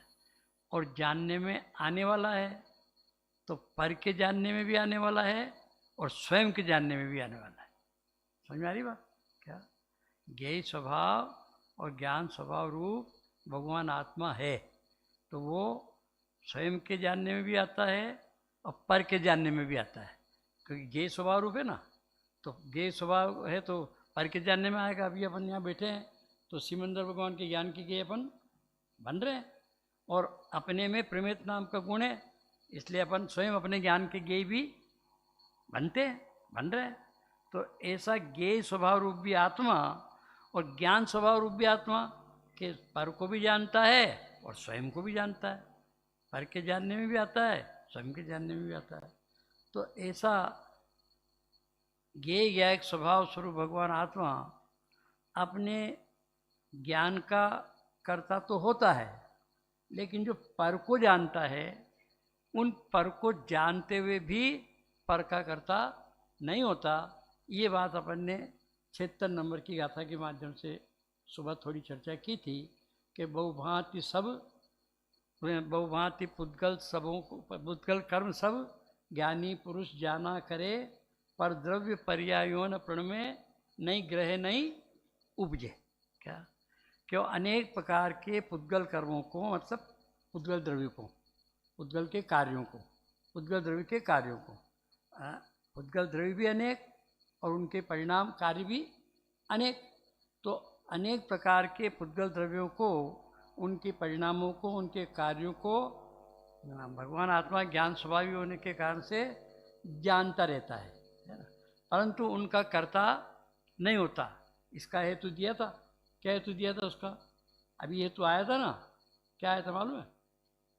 छठी गाथा, कौन छठी गाथा थी ना, जिनमें विशेषण से विशेष जाना जाता है। ध्यान दिया था? कौन सी कार्य करते मुझे नंबर याद नहीं। विशेषण से विशेष जाना जाता है। विशेष माने वस्तु, लक्ष्य रूप, और विशेषण माने लक्षण। चेतना बेन, जैसे जीवत्व शक्ति लक्ष्य रूप और चिति शक्ति लक्षण रूप। तो जीवत्व शक्ति जो चिति शक्ति है उसके माध्यम से वो लक्षण है, चेतना उसका लक्षण है। तो चेतना लक्षण से वो जीवत्व शक्ति स्वरूप भगवान आत्मा जाना जाता है, लक्ष्य में लिया जाता है ना। तो ऐसे ही आत्मा जो ज्ञायक भाव रूप है, जानने वाला है, वो ज्ञान उसका लक्षण है। और ऐसा अद्भुत विलक्षण लक्षण है कि उससे वो स्वयं को भी जानता है, पर को भी जानता है। स्वयं के जानने में भी आता है, पर के जानने में भी आता है। ऐसी एक शक्ति और है, परिणाम परिणमकत्व शक्ति, है ना, ख्याल में है? एक शक्ति और ऐसी है उल्लास भाई, कौन सी? परिणाम परिणमकत्व शक्ति। तो परिणाम मने वो स्वयं जानने वाला है ना, और परिणमकत्व मने जानने में आने वाला। ऐसी शक्ति आत्मा के अंदर है। तो जानने वाला कौन है? ज्ञान स्वरूप आत्मा, ज्ञायक रूप भगवान आत्मा, वो जानने वाला। अब वो जानने वाला है और जानने की क्रिया उसकी पर्याय है। जानन क्रिया उस ज्ञान की पर्याय है, उस ज्ञान स्वाभाविक आत्मा का कर्म है। तो अपने जानन क्रिया का करने वाला भी आत्मा है और अपनी जानन क्रिया को जानने वाला भी आत्मा है। ये गाथा अभी अपने 77 के माध्यम से चलेगी। अभी तक तो 76 के माध्यम से क्या बात चली थी कि ऐसा जानने वाला आत्मा समस्त परद्रव्यों को, समस्त पुद्गल द्रव्यों को जानता तो है, उसके ज्ञान के ज्ञेय तो सब बनते हैं, क्योंकि वो ज्ञान स्वभावी है, जानना उसका काम है प्रति समय बिना किसी बाधा के। देखो, आत्मा को परद्रव्यों को जानने के लिए अथवा अपने स्वयं को बहुत शांति के साथ गंभीरता से सुनना, आत्मा को परद्रव्यों को जानने के लिए अथवा स्वयं को जानने के लिए कुछ भी मेहनत, कुछ भी पुरुषार्थ, कुछ नहीं करना पड़ता है। ये बात हमको तो बहुत करना पड़ता है। हमारे उल्लास भाई को तो अब वो कहाँ चीज की चीज़ कहाँ रखी है, और क्यों और तुमने कहाँ रखी, और कब रखी थी, कैसे रखी थी, है? बहुत हमारे तो दिमाग में अनेक प्रकार के विकल्प चलते हैं। लेकिन ज्ञान में वर वस्तुओं को जनाने के लिए, जानने में आने के लिए ज्ञान को कुछ नहीं करना पड़ता, और ज्ञेयों को भी जो जानने में आते हैं उनको भी कुछ नहीं करना पड़ता। ऐसा सहज आत्मा का ज्ञेय स्वभाव और ज्ञान स्वभाव है। ये एक बार हमें जम जावे कि ऐसा ज्ञेय स्वभाव रूप भी मैं और ज्ञान स्वभाव रूप भी मैं, ये गाथाएं इस बात की सूचक है क्या। तो ऐसा इसमें तो 76 नंबर की गाथा में तो ये बात कही थी कि परद्रव्य, उनका जो परद्रव्य हैं और उनके जो कार्य हैं, अर्थात उन परद्रव्यों की पर्याय हैं, उन सबको तो आत्मा बिना किसी मेहनत के जानता ही रहता है। अर्थात वो परद्रव्य उसके ज्ञान के ज्ञेय बनते ही रहते हैं। लेकिन ज्ञान के ज्ञेय बनने पर भी, जानने पर भी आत्मा उन ज्ञेयों में कुछ नहीं कर सकता है। अभी अपने सिमंदर भगवान है ना, विद्या क्षेत्र में सर्वज्ञ हैं, सबको जान रहे हैं कि देवलाली में स्वाध्याय भवन में ऐसे स्वाध्याय कर रहे होंगे, और बहुत से लोग ये भी कह रहे होंगे, अरे यार इनके तो ये देवलाली वालों को तो यही धंधा है, यही क्या करते हैं, मतलब जिनको अच्छा नहीं लगे उन लोगों को, तो वो तो सब जान रहे हैं, लेकिन किसी का कुछ कर नहीं सकते हो सिमंदर भगवान। चाहे कोई उनको गालियाँ दे, चाहे उनकी कोई स्तुति करो, चाहे पूजा करो, निंदा स्तुति सब में, जब मुनिराज के ही निंदा स्तुति से कोई फर्क नहीं पड़ता, अर्घावतारण असी प्रहारण में सदा समताधरण, जब मुनिराज की ऐसी प्रवृत्ति होती है तो अनंत परमात्मा, पूर्ण ज्ञानी सर्वज्ञ परमात्मा, पूर्ण अतिंद्य आनंद का अनुभव करने वाले है, उनको कहाँ फुर्सत है अपने अपने अतिंद्य आनंद के अनुभव से, है? एक क्षण भी अपने आत्मा के ज्ञान आनंद से वो वंचित नहीं रहते। ऐसे आनंद सुख स्वभावी, ज्ञान आनंद स्वभावी आत्मा की अस्थि की मस्ती में इतने लीन होते हैं कि कभी उनको कोई दूसरा उन सब ज्ञेयों को जानने पर भी विकल्प नहीं आता। और हम संसारी जीवों को अनेक प्रकार के विकल्प आते हैं, तो उन विकल्पों को मिटाने के लिए बात करते हैं कि ये आत्मा जो ज्ञेय स्वभाव रूप है, परद्रव्य और उनके परिणाम को जानता तो है, परंतु उनमें कुछ कर सकता नहीं। ये इतनी बात अपन ने कर ली थी, और इसमें ज़्यादा विशेष बात तो इसलिए नहीं है। उदाहरण तो उसका मिट्टी का घड़े का क्या कि मिट्टी घड़े रूप परिणमित होती है, क्या कहा, मिट्टी घड़े रूप परिणमित होती है, तो वो मिट्टी का कार्य है, मिट्टी कर्ता और घड़ा कर्म, तो वो मिट्टी उसकी कर्ता मतलब करने वाली हो गई, और घड़ा उसका कार्य मतलब वो कर्म उसका हो गया। तो इस प्रकार का ये तो है, लेकिन कुम्हार कर्ता और घड़ा उसका कर्म, ऐसा नहीं है। क्यों नहीं है? क्योंकि उसमें व्यापक भाव का संबंध नहीं है। इसी प्रकार से आत्मा ज्ञाता, ज्ञायक और परद्रव्य उसके ज्ञान के ज्ञेय, जानने में आते हैं। तो वो ज्ञान स्वाभाविक आत्मा जानन क्रिया का करने के कारण से जानन क्रिया उसका कर्म, उसका कार्य और ज्ञान उसका करने वाला, तो ऐसा इसमें तो व्यापक भाव का सद्भाव है, इसलिए कर्ता कर्मपने की सिद्धि होती है। परंतु कुम्हार और घड़ा उसमें व्यापक भाव का अभाव है, इसलिए उसमें कर्ता कर्मपने की सिद्धि नहीं होती। इसी प्रकार से जो ये बात अपने होगी ना, ये तो बात होगी परद्रव्यों की। अब बात चलती है वो इन दो गाथाओं में, 77 और 78 गाथा में। थोड़ा इसको समझने के लिए मैं थोड़ा और विशेष आप लोगों का उपयोग उसके सन्मुख करने का प्रयत्न करता हूँ। देखो, एक तो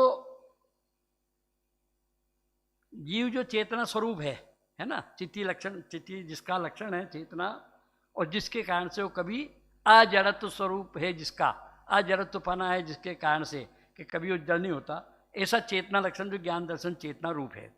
तो वो ज्ञान चेतना और अज्ञान चेतना, ये दो चेतना को अपन समझते हैं, दो चेतना से कि ज्ञान चेतना तो जीव का कार्य है। अब अज्ञान चेतना, वो भी चेतना कहेंगे तो जीव के कार्य समझ में आएगा क्या? ज्ञान चेतना कहेंगे तो हमें जीव का कार्य समझ में आ रहा है, लेकिन अज्ञान चेतना कहेंगे तो वो भी हमको सब चेतना है ना, तो जीव का ही कार्य हुआ क्या? अज्ञान बना। अगर अज्ञान अ का मतलब समझते हो भाई? अ का मतलब नहीं, भाव अभाव। मैं आज घूमने जा रहा था, कौन एक बहन चर्चा कर रही थी वो अभाव की क्या, तो मैंने उनको रुक करके बताया, मैंने कि अभाव का मतलब क्या, अभाव को समझने से मतलब क्या क्या। तो बात आ गई, इसलिए बात कह रहा हूँ मैं। तो वो अभी बात नहीं कर रहा, चिंता मत करो। अभी तो मैं ये बात कह रहा हूँ कि वो ज्ञान चेतना और अज्ञान चेतना, तो अ माने नहीं, अभाव माने नहीं होना, तो वो चेतना नहीं है जिसमें, उसका नाम अज्ञान चेतना। किसका नाम अज्ञान चेतना? हम क्या मानते हैं कि ज्ञान चेतना भी जीव का कार्य है और अज्ञान चेतना भी जीव का कार्य है, लेकिन इस शब्द के अर्थ से स्पष्ट हो रहा है ना, ज्ञान चेतना तो वो तो है, लेकिन अ माने नहीं है चेतना जिसमें। अब वो अ माने नहीं है चेतना जिसमें, वो क्या है बोलो? कि वो आत्मा में उत्पन्न होने वाला मोह राग द्वेष रूप परिणाम, आश्रव भाव, उसमें चेतना नहीं है।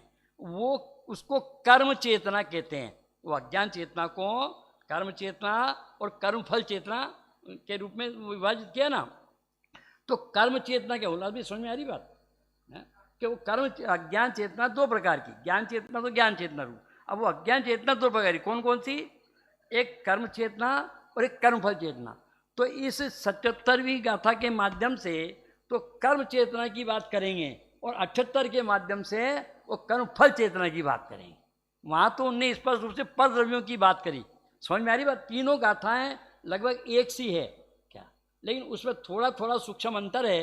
तो वो क्या अंतर है वो समझने के लिए अपन इतनी मेहनत कर रहे हैं क्या, कि उस 76 नंबर की गाथा में तो स्पष्ट रूप से परद्रव्यों की भिन्नता की बात थी कि जो परद्रव्य में अत्यंत अभाव है, क्या नाम वो कौन सी बेन जिनने प्रश्न किया था, मुझे नाम नहीं मालूम है, जो भी है क्या। अब मैं आपकी बात आ रही मेरे गले में और आप उधर बात करने लग गए। ऐसा मत करो है? ऐसा होता है, हमारे साथ यही हो रहा है अनादिकाल से है। मालूम बता दूं, थोड़ा आप लोगों को जागृत कर दूं है? वो अंधा और गंजा जिसको किसी नगरी में प्रवेश करना था, जिसका केवल 84वां दरवाजा खुला था, बस और तरह से दरवाजे बंद थे। अब उसने किसी समझदार आदमी से पूछा उल्लास भाई जैसे से कि साहब हमको इस नगर में प्रवेश करना है और इसमें वो 84वां दरवाजा खुला है, तरासी बंद है, तो हम कैसे जाएं? तो उल्लास भाई ने सीधी, अरे सीधी सी बात है, हाथ लगाए गिनते जाओ, 1 2 3 4 5 6 ऐसे ऐसे गिनते जाओ, तो 83 के बाद 84वां आएगा, उसमें अंदर घुस जाना। मैंने अच्छा रास्ता बता दिया। फिर अब तो सबको पता पड़ गया ना आगे क्या हुआ, क्या बताऊँ वो भी विजय भाई। और 84वां दरवाजा आया, अब वो अंधा भी था और गंजा भी था और उसको कुचल चली थोड़ी सी। अब वो कुचलने में तराशी की जगह बैया सी बोल गया। अब क्या होगा? तो ऐसा मत करो, बड़ी मुश्किल से अपने को जिन देव चरण दर्शन वो पुण्य संयोग मिला है, बहुत पुण्य के योग से ये जिनवाणी सुनने को हमको मिली है। और हमसे बढ़कर कोई भाग्यवान नहीं है जिसको ये जिनवाणी सुनने को मिलती है। क्या भरत चक्रवर्ती तो रोए 6 खंड जीतने के बाद, 6 खंड जीत करके चक्रवर्ती पना प्राप्त करके जब वो अपने उसमें आए ना अयोध्या में, और जब उनकी आरती वारती उठाई ना माता ने, तो उनकी आंख में आंसू आ गए। उन्होंने कि चक्रवर्ती आज 6 खंड जीत के आया, तो तेरे जैसा भाग्यवान और कौन हो सकता है? सबका 6 खंड का अधिपति हो गया, इतना वैभव, और फिर सब जीत के आया इतनी इसका करके, और आंख में आंसू। तो उनने क्या कहा? ये मेरे जैसा अभागा भरत है। अभागा भाग्यवान है, इतना भाग्यशाली अभागा। तो क्या कहा उन्होंने? बोलो कि जिस समय आदिनाथ हमारे पिताजी आदिनाथ जी ने मुनि दीक्षा ली थी, उस समय हमारे और भाइयों ने भी उनके साथ दीक्षा ली थी।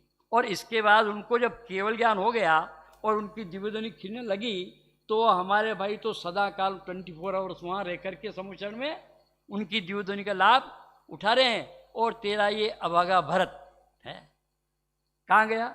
चक्ररत्न जीतने गया, लड़ाइयाँ लड़ने गया। कहाँ गया? तो बोलो अभागा है कि भाग्यवान है? क्यों? क्योंकि वो जिनवाणी सुनने से वंचित रहा। और जिनवाणी सुनने की जब कभी उनके मन में भी आ जाती, आधी रात में भी, हो तो भगवान की जीवध्वनि खिल रही होगी और वो वहाँ पर तत्काल जाते हैं और जीवध्वनि सुनते। बताओ कितना पुरुषार्थ उसमें। तो ये जिनवाणी सुनना हमको सहज में मिल रहा है, और यहाँ हम अपने उपयोग को इधर उधर कोई माफ़ कर देना किसी के लिए बात नहीं हो, अपन सबकी बात है कि अपने उपयोग को थोड़ी सी देर के लिए स्थित करें। तो क्या बात चल रही थी अपनी? वो विषय से विषयांतर होने में कर्म चेतना की बात, कि वो कर्म चेतना की ये 76 की और 78 की गाथा में कर्म चेतना और कर्मफल चेतना की बात है। और 76 नंबर की गाथा, ये अंतर याद रख लेना उल्लास भाई। ये उल्लास भाई मुझसे कहते हैं, हाँ पंडित जी हम तो देवलाल में बहुत आते हैं, बहुत सुनते हैं, बहुत जानते, सब ठीक है, अच्छी बात, बहुत बढ़िया बात है, पुण्य के उदय की बात है। लेकिन थोड़ा थोड़ा उसको स्मरण में याद भी रखने की जिम्मेदारी अपनी बनती है, रखने का प्रयत्न करना। चलो, और 76 गाथा में तो परद्रव्य की भिन्नता की बात कही, अत्यंताभाव की बात कही। किसकी बात कही? कि उन परद्रव्यों में और जानने वाले आत्मा में तो बिल्कुल अत्यंताभाव है, सर्वथा भिन्न है, पृथक हैं। फिर भी ज्ञान स्वभावी आत्मा उनको जानता है। ऐसा ज्ञेय ज्ञायक संबंध तो है, परंतु कर्ता कर्म संबंध नहीं है। ये बात उस 76 नंबर की गाथा में कही और उसके लिए वो उदाहरण दिया। अब 77 नंबर की गाथा में वो कह रहे कर्म चेतना अर्थात कर्म के निमित्त से, कर्मों के उदय के निमित्त से आत्मा की एक समय की पर्याय में जो राग द्वेष मोह परिणाम होते हैं, वो उनका नाम है कर्म चेतना। दिलीप भाई, कर्म चेतना किसका नाम है? कि आत्मा की पर्याय में जो राग द्वेष मोह होते हैं उसको कहते हैं कर्म चेतना। और इन राग द्वेष मोह में हर्ष विषाद अनुभव करना, उसका नाम है कर्मफल चेतना। ये तो सरल बात है ना। तो ये कर्मफल चेतना और दोनों अज्ञान चेतना, दोनों अज्ञान चेतना। कर्म चेतना भी अज्ञान चेतना है और कर्मफल चेतना भी अज्ञान चेतना है। तो ये दोनों में ज्ञान नहीं है, माने नहीं है चेतना। बहुत सीधी बात है, बहुत सरल अर्थ है, लेकिन हम लोगों को ये बात जमती नहीं है। क्या? जो राग द्वेष है ना, उनमें ज्ञान नहीं है कि नहीं है। पुण्य पाप दो अंध करे दो कर्म मंद वीत राग परिणति बहु समुद्र तरणी। क्या कहा? कि पुण्य पाप शुभाशुभ परिणाम आश्रव भाव ये चेतना शून्य है, जड़वत हैं। क्या? भले ही वो जड़ के समान, उद्गल के समान मूर्तिक नहीं है, हमको दिखाई नहीं देते हैं, लेकिन जड़ के निमित्त से होते हैं ना, इसलिए जड़ जैसे ही होते हैं। जो जिसके निमित्त से होता है वो वैसा ही होता है। अग्नि के निमित्त से कांच में अग्नि दिखाई देती है, तो हम कांच के पर्याय को अग्नि की मान लेते हैं कि कांच की पर्याय अग्नि रूप परिणमित हो रही है, ऐसा कहने में आता है। और यहाँ कह रहे हैं कि उसमें अग्नि का नाम निशानी नहीं है कांच में। इसलिए क्यों? क्योंकि कांच तो अपने कांच रूप पर्याय का करने वाला है, अग्नि की पर्याय का करने वाला कांच है ही नहीं। अग्नि की पर्याय तो अग्नि द्रव्य में हो रही है जहां अग्नि है। क्या कहा? अग्नि की पर्याय, अग्नि का परिणमन तो जहां अग्नि है वहां उत्पन्न हो रही है। अब कांच में जो अग्नि प्रतिबिंबित हो रही है उसमें अग्नि रूप परिणमन हो रहा है क्या? कि कांच का कांच रूप परिणमन हो रहा? ऐसे ज्ञान स्वभावी आत्मा में उन कर्मों को, जब पुद्गल द्रव्यों को और उनके उदय से उत्पन्न होने वाले राग द्वेष आदि विकारी भावों को जो आत्मा जानता है, उन जानता हुआ भी आत्मा अपने पर्याय में जो राग द्वेष मोह कर्मोदय के निमित्त से उत्पन्न होते हैं, उनको जानता हुआ भी आत्मा उनका कर्ता नहीं है। तो उस समय वो आत्मा किसका करता है?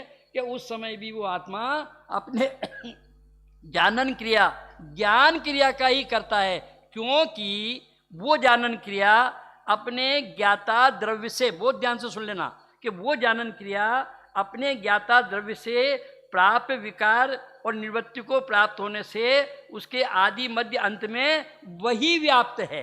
कौन? उस जानन क्रिया के आदि मध्य अंत में कौन व्याप्त है? ज्ञान, है ना। तो ज्ञान की जानन क्रिया, ज्ञान की पर्याय जो जानने रूप परिणमित हो रही है, उसमें आदि में, मध्य में, अंत में ज्ञान ही व्याप्त है, तो वो ज्ञान की पर्याय कहने में आएगी।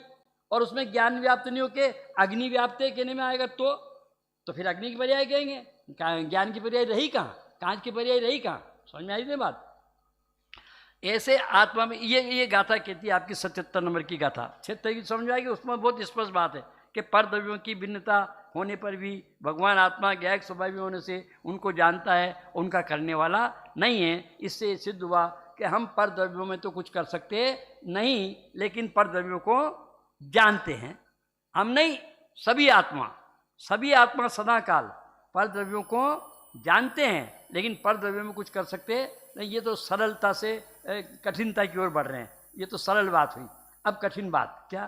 कि अब ऐसे आत्मा में जो क्या, देखो गाथा पढ़ते अपन, विपरिणम दीन गिणदी उपज दिन पर द्रव्य जाए नाणी जानंतो विहु सग परिणामम अनेव्यम। इसकी हिंदी हरिगीत।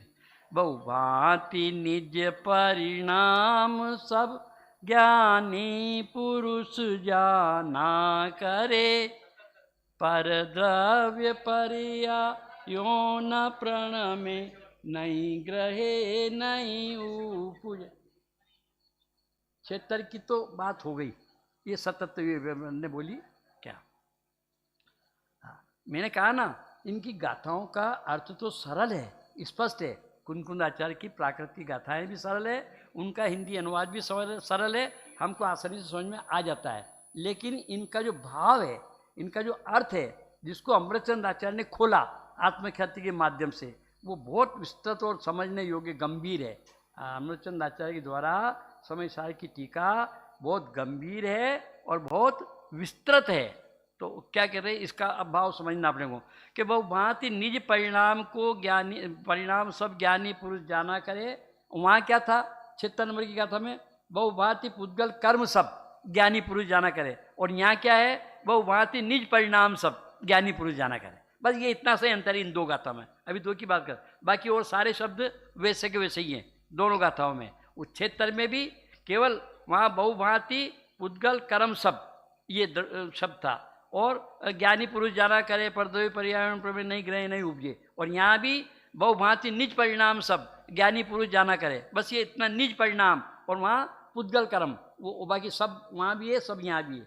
तो अपनी आत्मा में उत्पन्न होने वाले प्रत्येक परिणाम, प्रत्येक पर्याय, प्रति समय उत्पन्न होने वाली आत्मा की वो पर्याय, वो आत्मा के ज्ञान का ज्ञेय बनती है। किसके कारण से? बोलो चेतना बेन तो मजा आवे।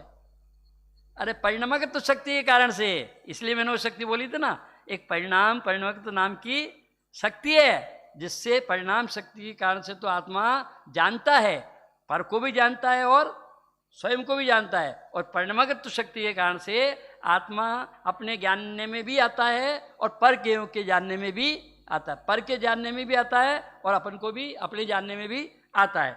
तो ये अपने अंदर उत्पन्न होने वाले परिणाम प्रति समय के, अभी ये भेद मत करना उसमें निज परिणाम पर परिणाम, क्या कि अपने स्वभाव रूप परिणाम, विभाव रूप परिणाम, अभी केवल मात्र अपने अंदर उत्पन्न होने वाले परिणाम की बात है, सामान्य बात है। और यद्यपि यहाँ पर परिणाम की भी बात करो भेद अपेक्षा से तो वो भी थोड़ी चल सकती है, क्या निज परिणाम की बात भी करो भेद अपेक्षा से तो चल सकती है, लेकिन निज परिणाम में और अपने में अभेदता होती है, तन्मयता होती है। भेद अनुभव में आवे तो वो भी निज परिणाम होते हुए भी पर परिणाम के खाते में चले जाएंगे। क्या बोला, कुछ समझ में आई बात? हम फिर से एक नहीं 10 बार अपन आई, इसीलिए सुनना आप कि आत्मा में प्रति समय पर्याय अर्थात परिणाम उत्पन्न होते रहते हैं। ये प्रत्येक द्रव्य का स्वभाव है, परिणमन करना उसका स्वभाव है, परिणमन उसमें होता ही रहता है। तो हर समय हर आत्मा में परिणाम उत्पन्न होते ही रहते हैं। वो परिणाम 2 प्रकार के, एक स्वभाव रूप परिणाम और एक विभाव रूप परिणाम। विभाव रूप परिणाम से संसार दशा है और स्वभाव रूप परिणाम से मोक्ष की दशा है ना। स्वभाव रूप दशा परिणाम अपनी आत्मा को आनंद का अनुभव करने वाली दशा है। क्या मोक्ष दशा का मतलब, मोक्ष दशा का मतलब क्या? अतीन्द्रिय आनंद का अनुभव, समस्त गुणों का निर्मलता रूप परिणमन, अतीन्द्रिय आनंद सुख का अनुभव। अभी मैं तो एक बात और बोलता हूँ कि जहाँ जहाँ ऐसी ज्ञान चेतना अर्थात ज्ञान क्रिया होती है, अर्थात ज्ञान की जानन क्रिया, उस जानन क्रिया में अपना ज्ञान स्वाभाविक आत्मा ही जानने में आता है, तो ज्ञान में, ज्ञाता द्रव्य में और ज्ञान की पर्याय में अभेदता होती है, उसमें भेद नहीं होता। और अगर भेद होता है वो ये पर्याय है और वो द्रव्य है, भले ही पर्याय द्रव्य भेद है लेकिन वस्तु तो अभेद है ना। तो जब तक भेद ख्याल में रहेगा तब तक अभेदता का अनुभव नहीं होगा, इसलिए उस भेद को भी पर के खाते में डाला। इसलिए कुंकुंदाचार्य ने, अमृतचंदाचार्य ने उस 7वीं गाथा में चारित्र दर्शन ज्ञान भी व्यवहार कहता है ज्ञानी के, चारित्र नहीं दर्शन नहीं, नहीं ज्ञान ज्ञायक शुद्ध है। क्या कहा कि हमेशा ज्ञायक भगवान आत्मा तो सदाकाल शुद्ध है, उसमें ज्ञान का भेद, दर्शन का भेद, चरित्र का भेद ये है ही नहीं, नहीं है। ज्ञान नहीं है, दर्शन नहीं है, चरित्र नहीं है, ये सब हैं, ऐसा नहीं है। लेकिन इसलिए नहीं है कि जब तक भेद पे दृष्टि है तब तक अभेदता अनुभव में नहीं आ सकती है, इसलिए उसको भी वहाँ पर गौण किया है, नहीं है ऐसा नहीं। क्या इसी प्रकार से यहाँ पर आत्मा की पर्याय में जो जानन क्रिया रूप पर्याय है, जानन क्रिया रूप परिणमन है, उसमें स्व भी जानने में आता है और पर भी जानने में आता है। तो पर जानने में आता है तो वो तो स्वभाव से विपरीत भाव होने के कारण से उसका ज्ञान तो हमको हो जाता है कि ये विभाव है, ये स्वभाव से प्रतिकूल है, स्वभाव के अनुरूप नहीं है। ऐसा ज्ञान होने से हमको स्वभाव विभाव में तो उस पर विभाव पर्यायों में, विभाव परिणमन में भेद दिखाई देता है। लेकिन स्वभाव पर्याय तो अपने स्वभाव के अनुरूप होती है, स्वभाव पर्याय स्वभाव के अनुरूप होती है, इसलिए उसमें तादात्म्य होता है। यहाँ उस तादात्म्य की अपेक्षा से ये भगवान आत्मा अपनी उस पर्याय का तो जानने वाला है, करने वाला है, लेकिन उस विभाव पर्याय का जिसमें तादात्म्य नहीं है, उस विभाव पर्याय का वो करने वाला नहीं, उस विभाव पर्याय का भी जानने वाला है। उसके लिए कहा बहुभांति निज परिणाम सब ज्ञानी पुरुष जाना करे, पर द्रव्य पर्यायो न प्रण में नहीं ग्रहे नहीं उपजे। अभी इसकी टीका भी अपन पढ़ लेंगे, फिर इसके बाद 78 नंबर की गाथा की बात अपन करेंगे। अभी ये बात अच्छी तरह से समझ में आ जाना चाहिए। इस 77 नंबर की गाथा में आचार्य भगवान क्या कहना चाहते हैं, 76 नंबर की गाथा में आचार्य भगवान क्या कहना चाहते हैं, ये बात हमारे अंतर समझ में आना चाहिए। गाथा दोनों एक सी है क्या, लेकिन दोनों में फिर भी थोड़ा सूक्ष्म अंतर भी है, एक सी होते हुए भी अंतर है, समानता भी है, असमानता भी है। तो क्या अंतर है कि वहाँ पर द्रव्य की बहुत समझने योग्य बात है, इसको समझे बिना कर्ता कर्म की प्रवृत्ति समझ में नहीं आ सकती। कौन किसका कर्ता, कौन किसका कर्म, इसका यथार्थ ज्ञान हुए बिना कर्ता कर्म की प्रवृत्ति का अभाव नहीं होगा। क्या ये स्थूल बातें तो अपन लोग करते ही हैं कि सब भाषा का कर्ता आत्मा नहीं है, शरीर का कर्ता आत्मा नहीं है, मनोवर्गणा का विचार का कर्ता आत्मा नहीं है, ये सब इनका कर्ता आत्मा है ही नहीं। क्या वो पहली गाथा में 76 नंबर की गाथा में तो आचार्य भगवान कहते हैं कि वे पूजन करने वाला आत्मा नहीं है, पूजन को जानने वाला आत्मा है, बोलने वाला आत्मा नहीं है, बोलने को जानने वाला आत्मा है, ये हाथ हाथ करने वाला आत्मा नहीं है, इनको जानने वाला आत्मा है। वहाँ तो पर द्रव्य और पर द्रव्य की क्रिया उनको जानने वाला तो आत्मा है, लेकिन उन पर द्रव्यों की क्रिया करने वाला आत्मा नहीं है। वहाँ तो ये बात कही, वहाँ उससे कर्ता बनने की बुद्धि को छुड़ाया। और यहाँ पर इस 77 नंबर की गाथा में कहते हैं कि वो जो अपने आत्मा में जो अपने परिणाम हो रहे हैं, चाहे वो स्वभाव रूप परिणाम हो चाहे विभाव रूप परिणाम हो, एक अपेक्षा से उन सब परिणामों का भी आत्मा ज्ञेय स्वभाव रूप भी है और ज्ञान स्वभाव रूप भी होने के कारण से उन स्वपर रूप परिणमित होने वाले पर्यायों का ज्ञाता तो है लेकिन कर्ता नहीं है। समझ में आई बात? समझ में आवे तो अंदर में मजा आवे, और समझ में नहीं आया तो मजा आने वाला नहीं है बिल्कुल भी। अरे ये तो हमने बहुत सुन के चलता रहे, चलने दो, संसार परिभ्रमण चलने दो, संसार का अंत आने वाला नहीं है। भगवान की कितनी पक्षाल करो, खूब रगड़ रगड़ के सुबह ही 5 बजे आकर के, कुछ नहीं, भगवान कुछ करने वाले नहीं है। क्या जब तक इस प्रकार से कर्ता कर्म पने की प्रति कि कौन पक्षाल करने वाला, कौन पूजन करने वाला, कौन बोलने वाला, कौन खाने वाला, कौन चलने वाला, ऐसी परद्रव्यों की पृथकता, परद्रव्यों का परिणमन, उनकी स्वयं की आदि मध्य में व्याप्त होने वाली प्राप्त विकार और निवृत्ति क्रिया होने वाली पर्याय के कारण से वो अपनी पर्याय का कर्ता तो वो है, और भगवान आत्मा अपनी पर्याय का कर्ता होते हुए भी उन परद्रव्यों को, उन परद्रव्यों की होने वाली क्रियाओं का जानने वाला भी वो आत्मा है, परंतु उनमें कुछ करने वाला आत्मा नहीं है। इसलिए इस धोखे में मत लेना कि मैंने तो ब्रह्मचर्य का परिणाम किया, मैंने ब्रह्मचर्य व्रत ले लिया, इस भूल में मत लेना। ये परिणाम पर सन्मुखता के कारण से पर रूप परिणाम है, होता है आत्मा की एक समय की पर्याय में जो ज्ञानन क्रिया रूप परिणाम है। ज्ञान आत्मा की जितनी पर्याय होगी सब ज्ञानन क्रिया रूप होगी। उन ज्ञान क्रियाओं को हम सम्यक दर्शन की अपेक्षा से श्रद्धा की पर्याय कह देंगे, ज्ञान की अपेक्षा से ज्ञान की पर्याय कह देंगे, चारित्र की अपेक्षा से चारित्र की पर्याय कह देंगे। इतना भेद कर देंगे उस एक पर्याय में। गुलाबी को समझ में आई बात? क्या वो आत्मा की एक समय की पर्याय के हम कितने भेद कर सकते हैं कि जितने गुण हैं आत्मा में उन सब गुणों के परिणमन के भेद उन समय कर सकते हैं। तो आत्मा उन अपने अंदर रहने वाले अनंत गुणों के परिणमन का कर्ता तो है, परंतु वो परद्रव्य के परिणमन का कर्ता आत्मा किसी भी सूरत में कभी भी हो ही नहीं सकता, हो ही नहीं सकता। क्यों? कि अगर वो परद्रव्यों का कर्ता बने तो अपने गुण पर्यायों का कर्ता कब रहे है? या तो उससे अपने गुण पर्यायों से वंचित रहना पड़े तब पर क्या करे है? अरे मैं आपके घर पे आऊँ तो मेरे घर को छोड़ना पड़ेगा ना मुझे, तो मेरे घर को छोड़ना जब भी तो आपके घर पे आऊँगा ना। ऐसे वो अगर आत्मा परद्रव्यों का कर्ता बने, भाषा वर्गणा का, मनोवर्गणा का।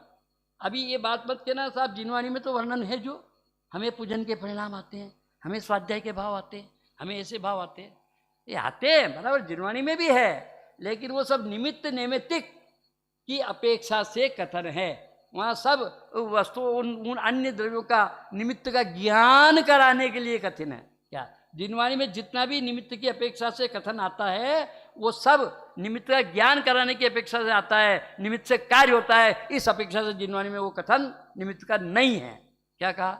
जिनवाणी में निमित्त का कथन उससे कार्य होता है, इस अपेक्षा से नहीं है। बाकी केवल इस अपेक्षा से है कि जिस समय निमित्तिक अर्थात जिस द्रव्य में जो कार्य होता है वो अपनी द्रव्य पर्यायगत योग्यता से होता है, स्वयं की योग्यता से होता है, परंतु उस समय अनुकूलता का, उपस्थिति का आरोप जिस पर आता है उसे निमित्त कहा जाता है। ये नहीं कि उससे कार्य होता है। और हम अज्ञानियों ने क्या मान लिया कि जैसे मैं बोलने के बाद उल्लास भाई ऐसे मैंने बोला ना, तो ये होंठ के हिलने का कर्ता मैं, वो भाषा वो वचन वर्गणा निकली उसका कर्ता मैं। अरे भाषा वर्गणा का परिणाम है, इसके कर्ता भाषा वर्गणा है, तू आत्मा तो ज्ञाता है। इन भाषा वर्गणा का और होठ के हिलने का भी तू ज्ञाता है, कर्ता नहीं है। इसलिए इस भरोसे मत लेना कि हमारे तो स्वाध्याय के परिणाम होते हैं, हम तो स्वाध्याय सुनते हैं, हमारे तो पूजन के परिणाम होते हैं, हम पूजन करते हैं। आत्मा पूजन नहीं करता। क्या बात करते हो सर? हम तो सुबह ही सुबह 7 बजे से लेके 8:30 बजे तक माइक लगा के और रोज सिमंदर भगवान की पूजन करते, सब करते, ज्ञानी भी तो करते हैं। सुनो सुनो सुनो, कुंद आचार्य ने कहा ना, 2 प्रकार की भक्ति है, एक निश्चय भक्ति और एक व्यवहार भक्ति। नियम सार में 2 गाथाएं हैं क्या, और ज़्यादा करो कुन शतक है ना, जो डॉक्टर साहब ने लिखी कुन शतक, उसमें 2 गाथाएं, 98 नंबर की, 57 नंबर की शायद, ऐसे नंबर उधर हो सकता है, एक आध नंबर। उसमें उनने निश्चय भक्ति, निश्चय पूजन, व्यवहार भक्ति, व्यवहार पूजन का क्या स्वरूप है, कैसे होती है, किसे कहते हैं, और सरल करूँ दिलीप भाई आपके लिए कि कुंद आचार्य ने 31 नंबर की गाथा में निश्चय भक्ति का, ये सद निश्चय स्तुति का वर्णन किया ना। तो पूजन का मतलब भी स्तुति है। पंडित विवेक जी आपके, उनने रविंद्र जी ने लिखा है, पूज्य ज्ञान वैराग्य है, पूजक श्रद्धावान, पूजा गुणानुवाद है, पूजन फल अम्लान। क्या कहा, किसको पूजा कहा है? हाँ, हम पूजा किसको कहते हैं? बहुत मान्यता भी अभी हमारे अंतर है। हम तो पूजा खाली वह उदक चंदन और गम निपाम थी स्वाहा बस, और जल्दी जल्दी जल्दी जल्दी, और टाइम हो रहा है ना 8:30 बजे, जल्दी करो जल्दी करो, प्रोग्राम हमारा मिस नहीं हो जाए। अब भले उसमें जल्दी जल्दी में कोई अक्षर मिस हो जाए, कोई वो क्या मक्खी मच्छर आ जाए और वो भी उसमें स्वाहा हो जाए, कौन विवेक करे इतना? और हम तो उसको ही पूजा मानते और उसको पुण्यबंध मानते। अभी तो इसके साथ बहुत मान्यता है, क्या ज़्यादा विश्लेषण तो पंडित जी करेंगे। मुझे तो अभी इतनी बात कहना है कि वास्तव में सच्ची पूजा क्या है। उन्होंने लिखा ना कि पहली निश्चय स्तुति, पहली पूजा, ये गायक शंकर दोष के परिहार पूर्वक इंद्रियों को जीतकर अपने आत्मा के स्वभाव में एकत्व पूर्वक लीन होना, तन्मय होना, उसका नाम पहले नंबर की स्तुति, पहले नंबर की पूजन है। यथार्थ पूजन वो है, सच्ची पूजा वो है। और उस पूजा से आपके जो अपने स्वरूप में स्थिरता होगी, अपने आत्मा में स्थिरता होगी, और उसका अपने को अनुमान बहुमान आएगा, उससे आपके कर्मों की निजरा होगी। बाकी उस बोलने वाली पूजन से, माइक में बोलने से, चावल चढ़ाने से, ना धो के दुपट्टे पहनने से, भगवान के आगे खड़े रहने से, उससे पुण्य बंद होगा। बस क्या होगा? कर्मों की निजरा नहीं होगी, पुण्य बंद होगा। और पुण्य बंद होगा तो क्या होगा मालूम है? स्वर्ग में जाएंगे। ज़्यादा से ज़्यादा पुण्य बनेगा तो स्वर्ग में जाएंगे। उसमें है प्रवचन सार में क्या वो, उसमें वो स्वर्ग में देवता कब जाते हैं? देव पूजा, यति गुरु, क्या लिखा, इनकी उपासना पूजन आदि करने से स्वर्ग मिलता है। अब वो स्वर्ग मिलता है ना, वहाँ का वर्णन जब पढ़ेंगे अपन और जब अपन करेंगे ना, तो आपके हृदय के कपाट खुल जाएंगे एकदम कि हम किस मान्यता में जी रहे थे अनादिकाल से अब तक। वो ऐसी बात है कि वहाँ वो शुभ परिणाम करने से देवगति मिलती है, निरोग शरीर मिलता है, और हमको इंद्रियां भी की अनुकूलता मिलती है। अच्छे नंदीश्वर द्वीप में जाकर के अकृत्रिम चैत्यालयों की पूजन करने को मिलती है। अच्छे अच्छे भगवान के पंच कल्याणक मनाने को देव इंद्र सब जाते हैं। ये सब हमें बढ़िया बढ़िया मजा मिलता है ना। इस सब को कुंद आचार्य ने तन वेदना से दुखी वे रमणीक विषयों में रमे, क्या लिखा, ये सब के लिए कि वे सब जो ये सारी क्रिया करते हैं वो सब शारीरिक वेदना से दुखी है। और उसका उदाहरण क्या दिया वो भी बता दूं, क्या दिया उसका? गुरुदेव बहुत बोला उसने, गुरुदेव ने उसमें कि वो होती है जोंक, गोंच, मालूम है? गोंच होती है, क्या करती है वो गंदा खून पीती है। क्या, कोई गाय भैंस घोड़े आती होते ना, जोंक जोंक, तो वो उसका काम ही गंदा खून पीना। तो जिसके कहीं फोड़ा फुंसी हो जाए ना पशुओं के, बेचारे गाय बैल भैंस के, तो वहाँ ला करके उसके फोड़े पे उस जोंक को लाके लगा देते हैं। और वो जोंक उस गंदे खून को, दिली भाई, उस गंदे खून को पीने में इतनी मशगूल हो जाती है और इतना पीना चाहती है कि जब तक पीते पीते उसका पेट नहीं फट जावे तब तक पीती रहती है। ऐसा लिखा है, देख लेना प्रवचन साल। ऐसे इन इंद्रियों के सुख में जो जीव उसको सुख मानता है अथवा उनको पुण्य के उदय से निरोग शरीर प्राप्त होता है ना, अच्छा शरीर प्राप्त होता है, उन्हें इंद्रियों के विषयों के सेवन में वो तन्मय होता है, उसकी तरह से वो उन सुखों में मस्त हो जाते हैं और अपने आप को भूल। यही तो कारण होता है देविक इंद्रिय भया। क्या देविक इंद्रिय भया क्यों हुआ? देव हुआ और देव से फिर एक इंद्रिय क्यों होता है? अभी इसकी चर्चा फिर करेंगे, आज तो अपना समय हो गया। अभी तो इतनी बात समझ लो, इस 77 नंबर की गाथा में आचार्य भगवान ये कहना चाह रहे हैं कि बहुभांति निज परिणाम सब ज्ञानी पुरुष जाना करे।